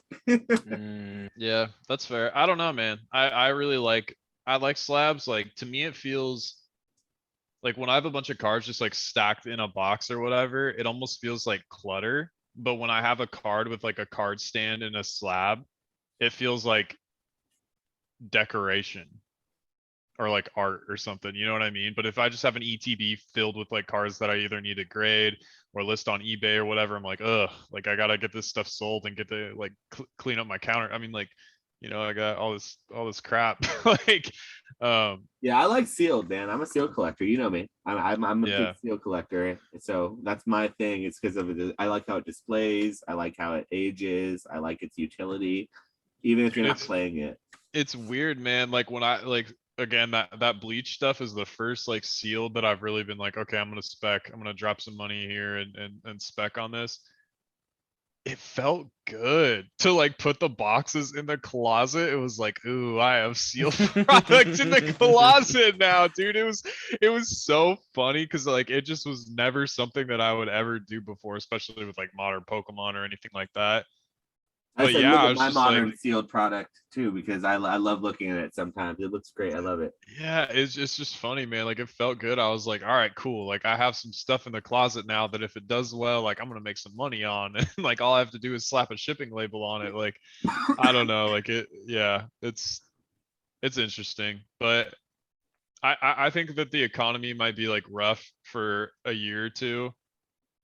Um, but I think people are gonna find a way. It's like in some senses, I mean, like this is like addicting, you know, like it's a dopamine rush, like the chase, the hunt, buying, flipping, collecting, whatever. Um, and people will figure out how to like keep their addictions going, you know, like, Yeah.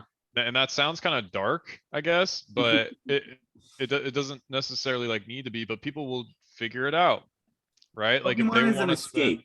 Pokemon's an escape, and it always kind of Yeah, has been. sure, but like I'm just saying, like you can sit and talk about like, oh well, I saw this on the news and blah blah blah and inflation and all this stuff, and like yeah, they're gonna feel it. Like people are gonna feel it, right? Like everybody has to put gas in their car. Everybody has to, um, you know, buy groceries and stuff like that. But if someone's like, here are my collection goals, or like this is what I spend my discretionary money on, and they're used to spending like $200 to $300 a month on cards or Pokemon or whatever, they're gonna figure it out. Maybe they only spend like $100 for a while, but then they get like a raise at their job, or you know, like their investments start doing well again. The market picks up a little bit, and then they're back to spending like 200. Like people will figure it out, you know. I don't think that people are just gonna instantly be like, oh well, stuff's expensive, so I'm just out completely. And when people Yeah. are like that, it feels like a great time to buy. And that's part of like what's really rough right now is like so many people are dumping and there's so many good buys right now. Like there's so much money. Like it is to me, and I don't know about you guys' experiences, but like it has been so easy over the past 2 to 3 months than ever before, at least since I've been back in, to buy stuff at like 40 to 60% of market. Mm-hmm. It because people are just like, yeah, okay, you want this for this? I'm putting it in a lot. The lot is worth really like $400, but I'll sell it to you for like 150 if you can pay right now. You know what I mean? Like it's just there's some like people are just dumping, and there's lots of good buys if you have capital ready and you're able to like buy that and break it down or grade it out, or Mm-hmm. you know, I don't know if you guys have been experiencing that, but yeah. Yep, definitely. No, a lot of people have been dumping. That's what I've been seeing. They've been dumping so much that I can't even keep up with all of it. So absolutely, I've been seeing it. Yeah. What about you, Flex? In sports, are people doing that, or have you been hitting licks Um, recently, or what? I'm getting a lot more like gradable cards. I don't know how to explain that, but it's like picked up a jaw for like 300, number to like 199, and it's like a PSA 10 probably get like 800. You know what I mean? Do you think it's because people just want to like get the cash quick and don't want to spend the time to send it off for grading? I think it's both, and I also think certain buyers are kind of like there's less people buying right now, so you have like easier opportunities to swoop something. You know what I mean?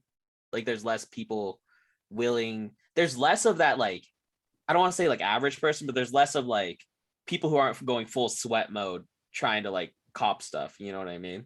At least Yeah. that's my theory, you know? Okay. And then a lot of people are scared of like, I think a lot of people are scared of like buying a card, sending it to PSA, and then their card drops dramatically within that like time frame in which it takes. I think people are scared of that, but I don't know. Those are just my two theories. But I'm waiting for homies to dump all their stuff. I've been buying a decent amount of sports from homies just dumping their collections. It's annoying.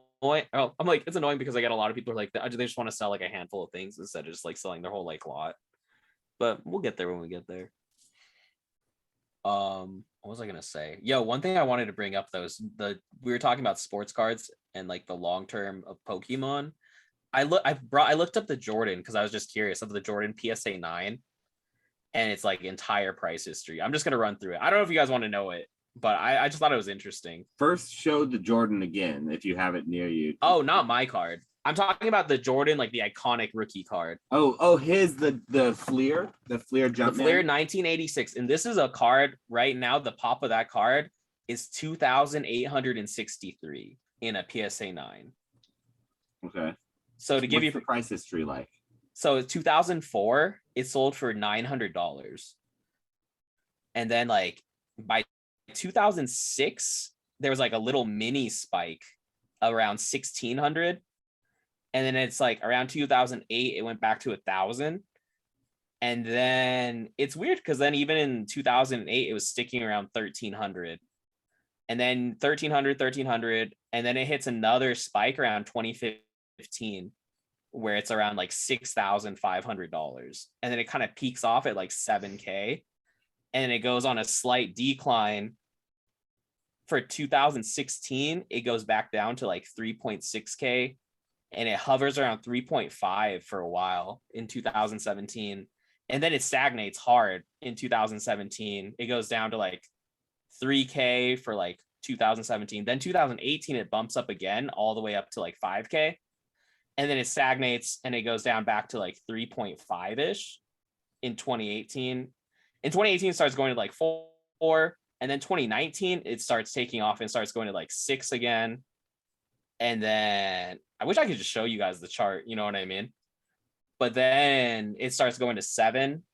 This is actually crazy, honestly. It's kind of absurd. So in 2020, before like all the stuff, it's like it's sitting around 7K, and then it starts hitting 12K around 2020 of like March. And then it flattens out at 12K for a while for like a good year. And then 2021 hits, like the beginning of 2021 hits, and it goes up to like 90K. And then now it's dropped down back to like 19K. The cheapest is the most recent is like 20K. Like right now, it went from a $6,000 card to a $20,000 card in a matter of a year. Yeah, I would say in the span of from 2020, it went from like a 10K-ish card to a $90,000 card in 2021 in the span of a year. What's the difference between that card at $10,000 and $90,000, and why is there such a discrepancy? Is what I want to know. And what exactly is it that about that card that gives it its price? It's plateaus, I guess, because like that sounds really ridiculous. Like especially such a large number in the population report too. Dude, it's absurd. I mean, it's the iconic Jordan rookie card. So it's like only a 9. It's only a 9. It's the card. Yeah. No, that is the I can see it now in my mind's eye. The one that's red around the outside. He's jumping. Yeah. He's got that classic pose. I know what you're talking about, but like that's such a large number to fluctuate between. That as an investor of it, if I was going to invest in something like that, that doesn't scream stable. And it also seems like it could go all the way back down to like $3,000 to $6,000.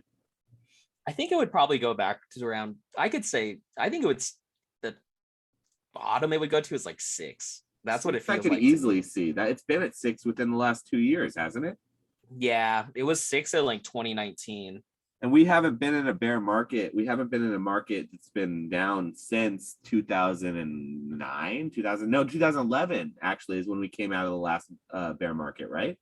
Nick, yeah. Do you remember when we officially ended that kind of run in 2008 through, was it 2011? Or I feel like that was when things started kind of getting better. That's when I think. So that's 3 years. Like we have not been in this recession for that long. I could easily see it going down to 6,000 within this year, and I could see it maybe dropping to lower than that again.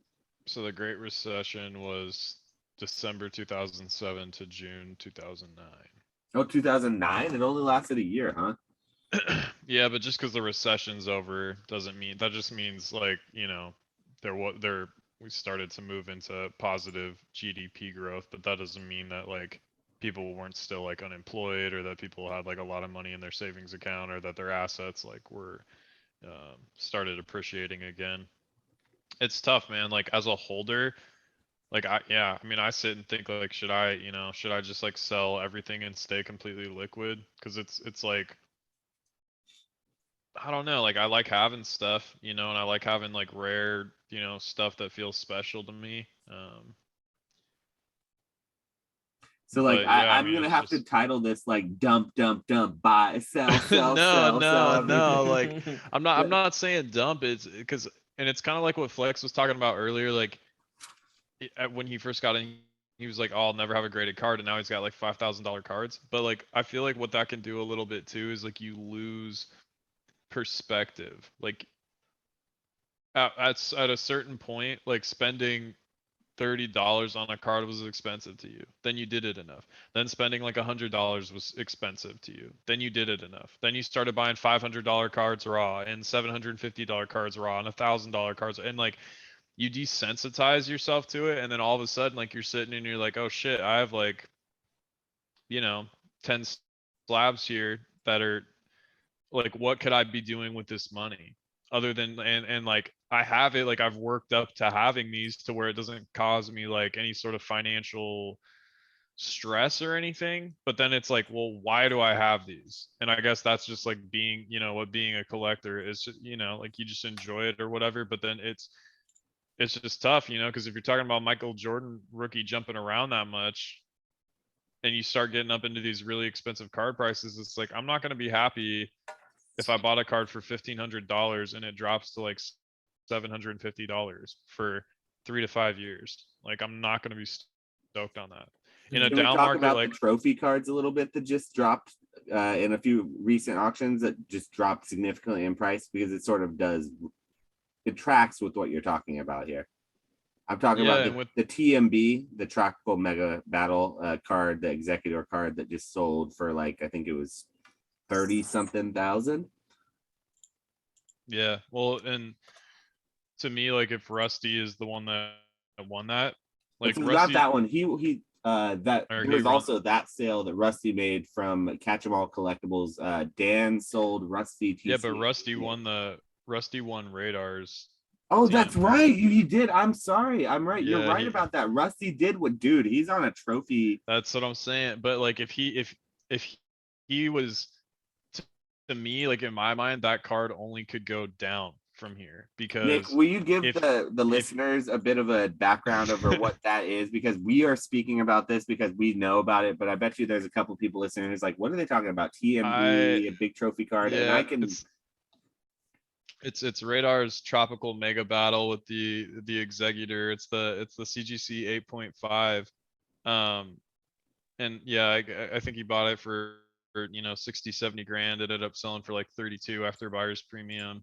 So it definitely took a loss. But to me, it's like that card's trajectory would be down from here because if Rusty was the winner and he was only willing to pay whatever, and then the second highest bidder was only willing to pay, less than him, who's going to pay more for that card than Rusty?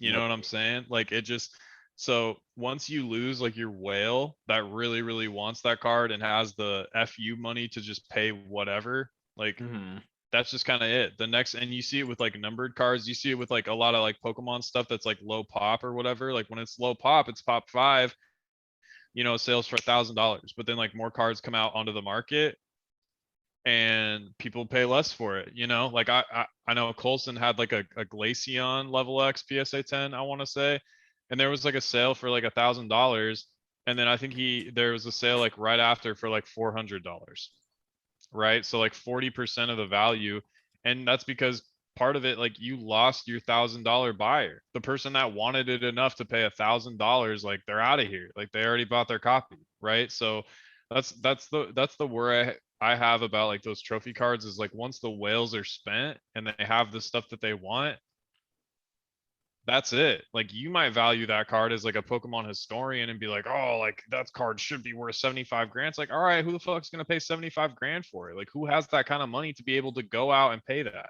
And if people like Rusty aren't paying that, like why would so just some random, I'm not saying it's impossible, it's just yeah. And the same thing happened in Marvel, man. Like Aoki came over into Marvel and bought a bunch of stuff. Like But once Aoki and like all these whales got the PMGs that they wanted, that were, low numbered out of 10, out of 5, 101, whatever, of the big characters, and they got them in high grade, that was it.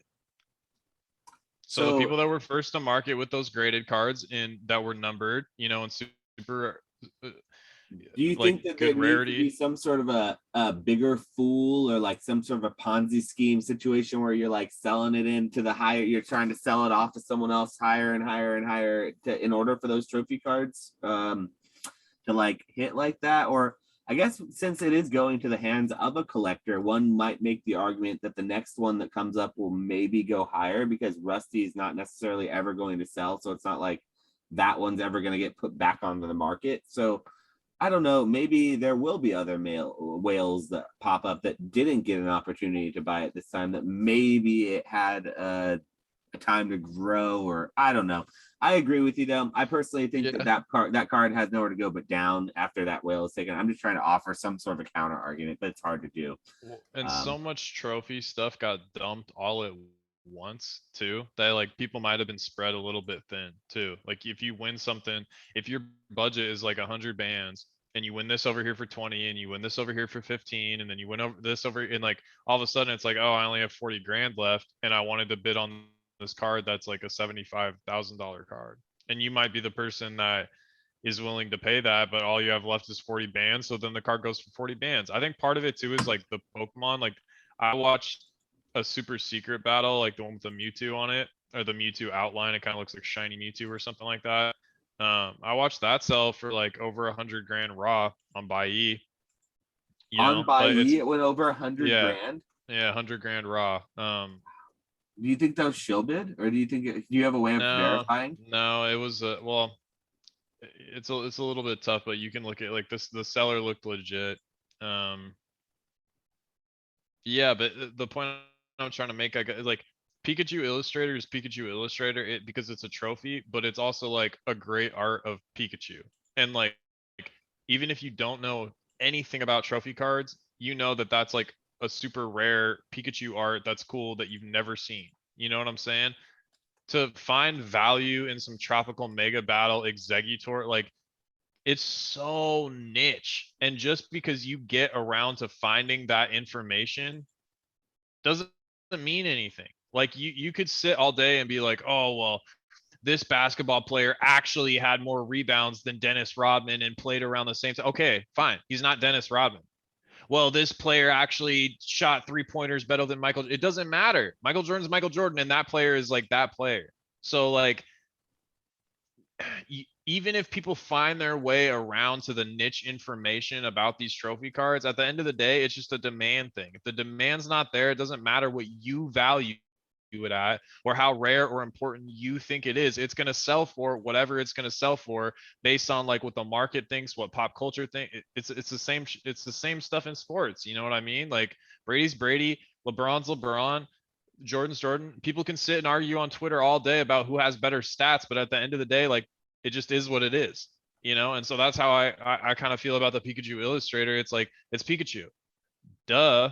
Like, it's a trophy card, and like everybody that has seen Logan Paul wearing that card might not know where it came from or how many copies were distributed or what the population, but it doesn't matter. They don't need to know that stuff. They know it's a super rare Pikachu card and he has the only one in the world. That's it. Like, you know what I'm saying? Like you don't need, and that's why it has value, or I don't know. Maybe I'm sounding like an ignoramus. I'm sure there's a bunch of like E4 people or trophy people that'd be like, oh, that's so not true. But that's just how I look at it, man. And that's why like the TMB graded sold for what it did, and the super secret battle sold raw, on a proxy site at 4 a.m. for over 100 bands. So like it just. The super secret battle card's way cooler than the TMB card as far as the artwork.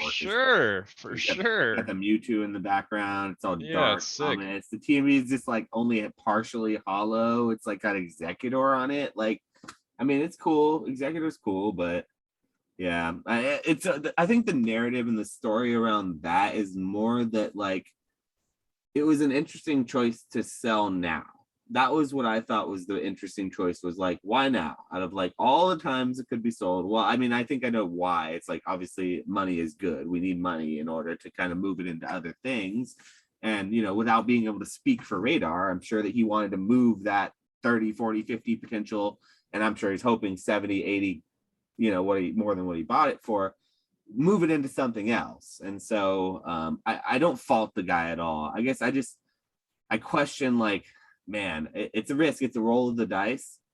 And I guess it's something you have to take sometimes as like a high roller kind of trophy seller or whatever. Like we're talking about making markets when you don't have comps of cards like selling every other day to kind of lean on and say, hey, this last sold for X, Y, or Z price. These last three prices will take the average and go the price from there. You don't have 3 extra price history to look for a TMB. So like, it really is. It's very much so dependent on that one in particular moment in time, the buyers, and if they need it or not. So I guess it is one of those things you got to risk it for the biscuit. And hearts out to Radar, man, because I never want to see someone in this hobby, you know, lose 20 grand, 30 grand on a card that they in good faith probably were just hoping to just move to someone else into a good home of someone's hands who wanted it. You know, he probably wanted to make a little bit of money on it, but he probably wanted to move it into the hands of a real true trophy collector. That, look, Radar probably has some trophy cards, but I'm sure he'll be the first one to tell you that he doesn't want to be the final owner of those cards. He's just like all of us. He wants to experience the cards, handle them, you know, learn about them, have fun with it, and then maybe move it on into its final hands. So yeah, I guess the big moral of the story is like, kids, if you have a big high-end item and the market's crashing, going to zero, it's not always the best idea to auction it. And I'm not saying this like trying to say that this is like advice anyone can take, but it's just one of those things that like you might get punished for it. And I hate to see another person in the hobby get punished, but I think we all got to see a little glimpse of what it looks like when a market crashes and a very rare, scarce card comes up for auction, and it just ends at what it ends at.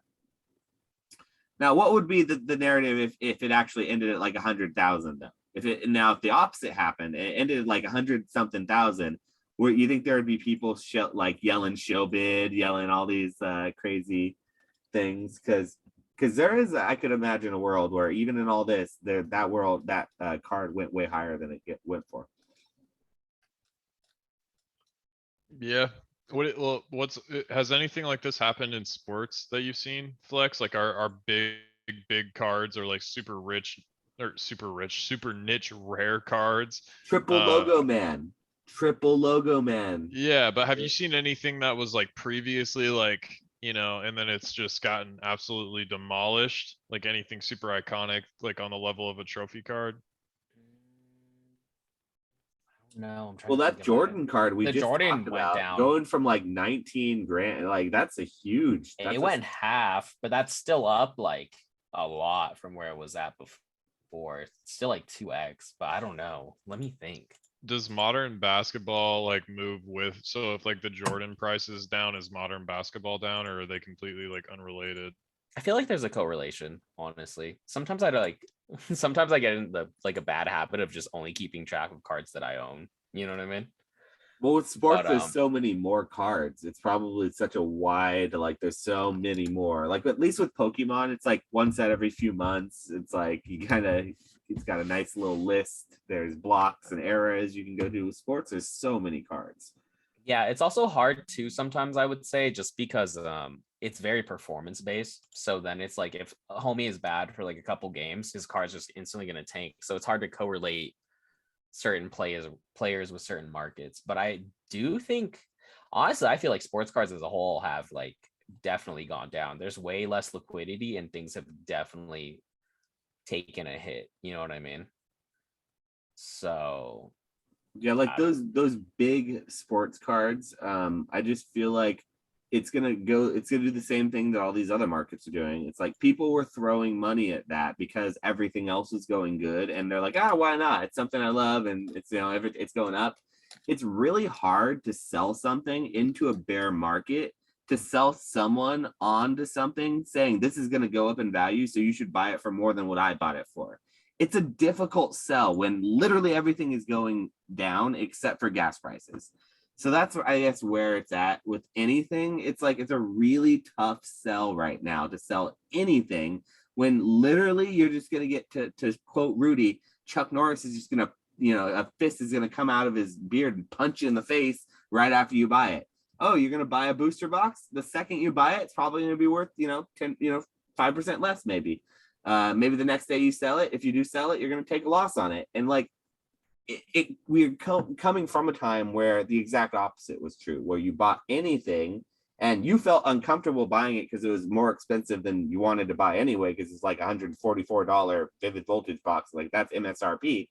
But then you can sell it for 160 and then it goes to 180 and 200. You're just like, well, that was foolish, but I guess I wasn't punished for it. It's just that was a bull market. Now it's a bear market where the opposite is true, where I think it's going to be a difficult, and it's proving to be a very difficult sell. The only people who are like sitting here screaming, buy, screaming like it's a good opportunity are us fools who are like sitting here engaged in it every day, who are like, yo, I haven't seen this breakpoint. This thing's on. So do you know what this stupid ETB costs, right? Like this thing, $175, this breakpoint ETB. The packs inside of it, there's 8 booster packs of Breakpoint. They're $8 a piece. So I don't know. I'm silly. I didn't really go to a lot of school. I'm not good at math. So 8 times 8, that probably doesn't equal, last I checked, $175. So like it's a sealed thing. I get it. That's a collectible item. And so like there are still things that are really dumb, like in price, and I don't understand. It doesn't make sense, and I'm just like, okay, well, it is what it is. But yeah, I think we're in a time. It's just like it's a hard sell when everything goes down. To try to sell someone on an item, it's going to go up as an investment, unless you're really already you love the stuff. You have to be really deep in it, and then you're like, yeah, you're going to buy it no matter what. Like you said earlier, Nick, it's like these guys, they don't care if the stock market's down. They're like Pokemon. They're gonna go buy a pack when they got a couple bucks to spare. If they don't got a couple bucks to spare, they're not leaving the hobby. They're just not interacting with the hobby as much anymore. And they'll interact with it again. It's just a matter of time. I agree with you, man. I think that the bearishness is all around right now. I think every channel is talking about that. And I feel bad contributing to that a little bit. So like anyone who's viewing and listening, like we're not going anywhere. Like I love this stuff. As you could probably tell, you love this stuff 2.5 hours, 3 hours in, whatever this is. Like it's just one of those things that because we love it so much, I think we kind of get engrossed talking about it and kind of just, we worry about it sometimes. And so that's where this talk comes from, is that I worry about the hobby that I just so desperately love. That's all. And right now, even though I do say that it's probably the best time to be involved with the hobby you could ever be involved. Like if you are a Pokemon lover, like the modern cards are so beautiful right now and so plentiful and so cheap and readily available. The vintage cards are being dumped on the market. You can get PSA 8, PSA 9 cards for so much cheaper than like you were able to ever before. It seems like it's like pre-2019 prices with a lot of this stuff. And it's like, because it's the opposite of that mania that we just experienced. It's like everyone's kind of come down, they're like cooled off from it now. So I don't know. I'm still bullish on the hobby, but I just worry about some things. And I guess that's just what this is. We're just grieving, publicly airing our grievances about, what we're seeing in the market. Yeah. Well, if it gets worse, man, like if liquidity really like disappears, I'm not making sales or whatever, then like, yeah, I'll have to stop buying and like chill out, but like as of right now, like stuff's still selling. It's not selling for what it was before, but there's still plenty of money to be made. There's still plenty of plays and flips and all that sort of stuff. So I still think it's doing decent.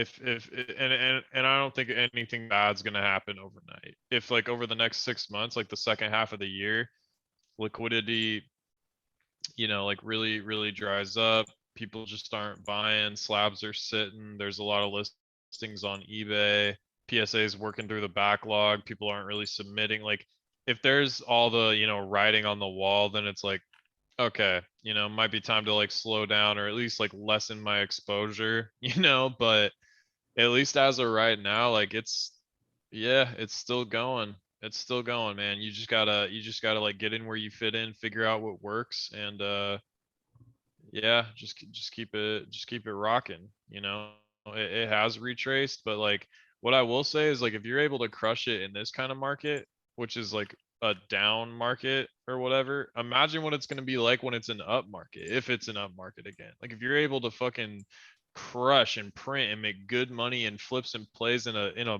bear market when the macro economy is like absolutely destroyed, imagine what it's gonna be like when everything's ripping to the moon. When you know, when crypto has its next pump or the stock market or whatever, like imagine what it's going to be like selling in that, you know, with all this inventory that you were acquiring for 2019 post or pre 2019 prices, or buying raw and grading yourself or whatever, you know? So it's like, as a business, or if you're trying to do it for like the long term or whatever, like obviously you need to watch the market and see how things are going to go, but at the end of the day, like you're going to be in a really good position if you have inventory going into like an upturn, right? Like all the people that were most successful that act like they're all like galaxy brains, like dog, you were just collectors and you got lucky and you had a bunch of shit and it went up in value. You know, like you could have made a market assessment and been like, oh, this is undervalued, and like, oh, that's fine. But bottom line, like the people that did the best were the people that had a shit ton of inventory, right? Like the reason, part of the reason Dan was able to go like full time is because he had so much backlog from opening all those booster boxes. He was opening booster boxes for days. He had hundreds, thousands of EVs, Pikachus, Charmanders, Squirtles, Bulbasaurs to grade. You know what I'm saying? Like he had so much inventory ready to rock to keep him going for so long that like when things did shoot up, like he was like, all right, I'm crushing it. And he was able to be first to market and sell because he already had everything acquired.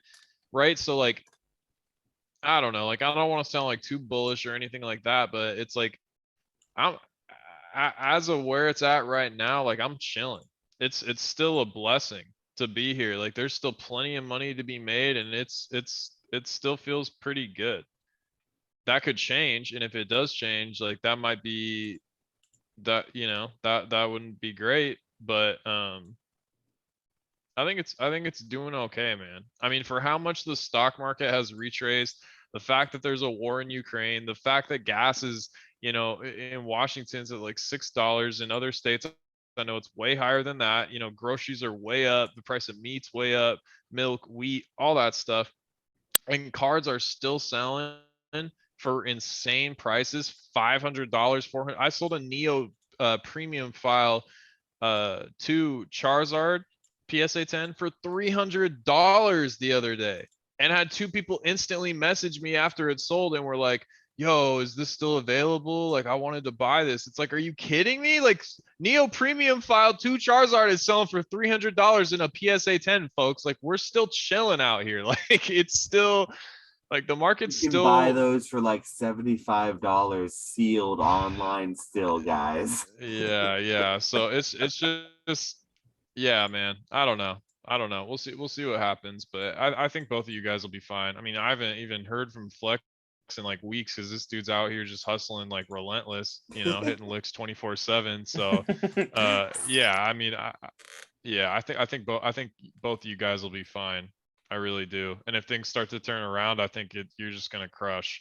Yeah, I'm Yeah. just out here always shouting the bearishness like I have to. I almost have to do that to kind of counteract the bullishness that I actually do feel. I'm an incredible Pokemon and TCG bull, but in order to not fall victim to that little inner voice, which most people have like a devil and an angel, the angel's telling them not to do that, you know, reasonable thing and not to buy all those booster boxes. The devil's saying buy all of them.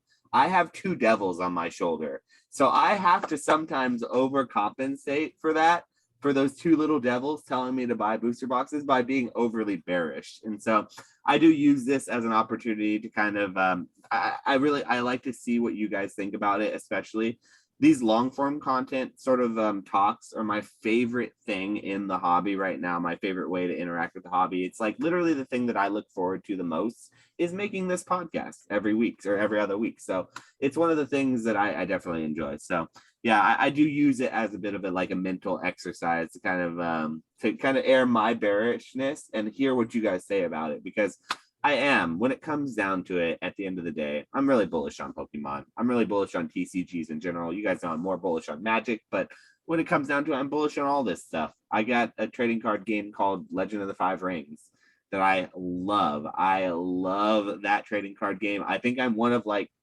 69 people in the whole world who like that game. And it's like I just love the stuff, and I keep on looking at like Get boxes acquiring for cheap on boxes and Hills. Yeah, you yeah, can get boxes for cheap on Hills. That's funny. so But yeah, cheap. man, I guess like I don't know. I guess like the last thing I mean, it's harder for you, Josh, because this is like your full-time gig. But at least for me, what I've found to be helpful is like take a step back, like disconnect. You know, like don't watch Pokemon or just card content for like a week. Don't tap into like Discord as much as you normally would. Like spend a day like away from your phone. You know, just like out enjoying life, enjoying your family. You know, having experiences, going out to eat, whatever the case may be, and kind of like reset. And that can help you maybe like, or at least for me, like gain perspective. You come back and you're like, okay, well, why am I doing this? What are my goals? Am I still enjoying this?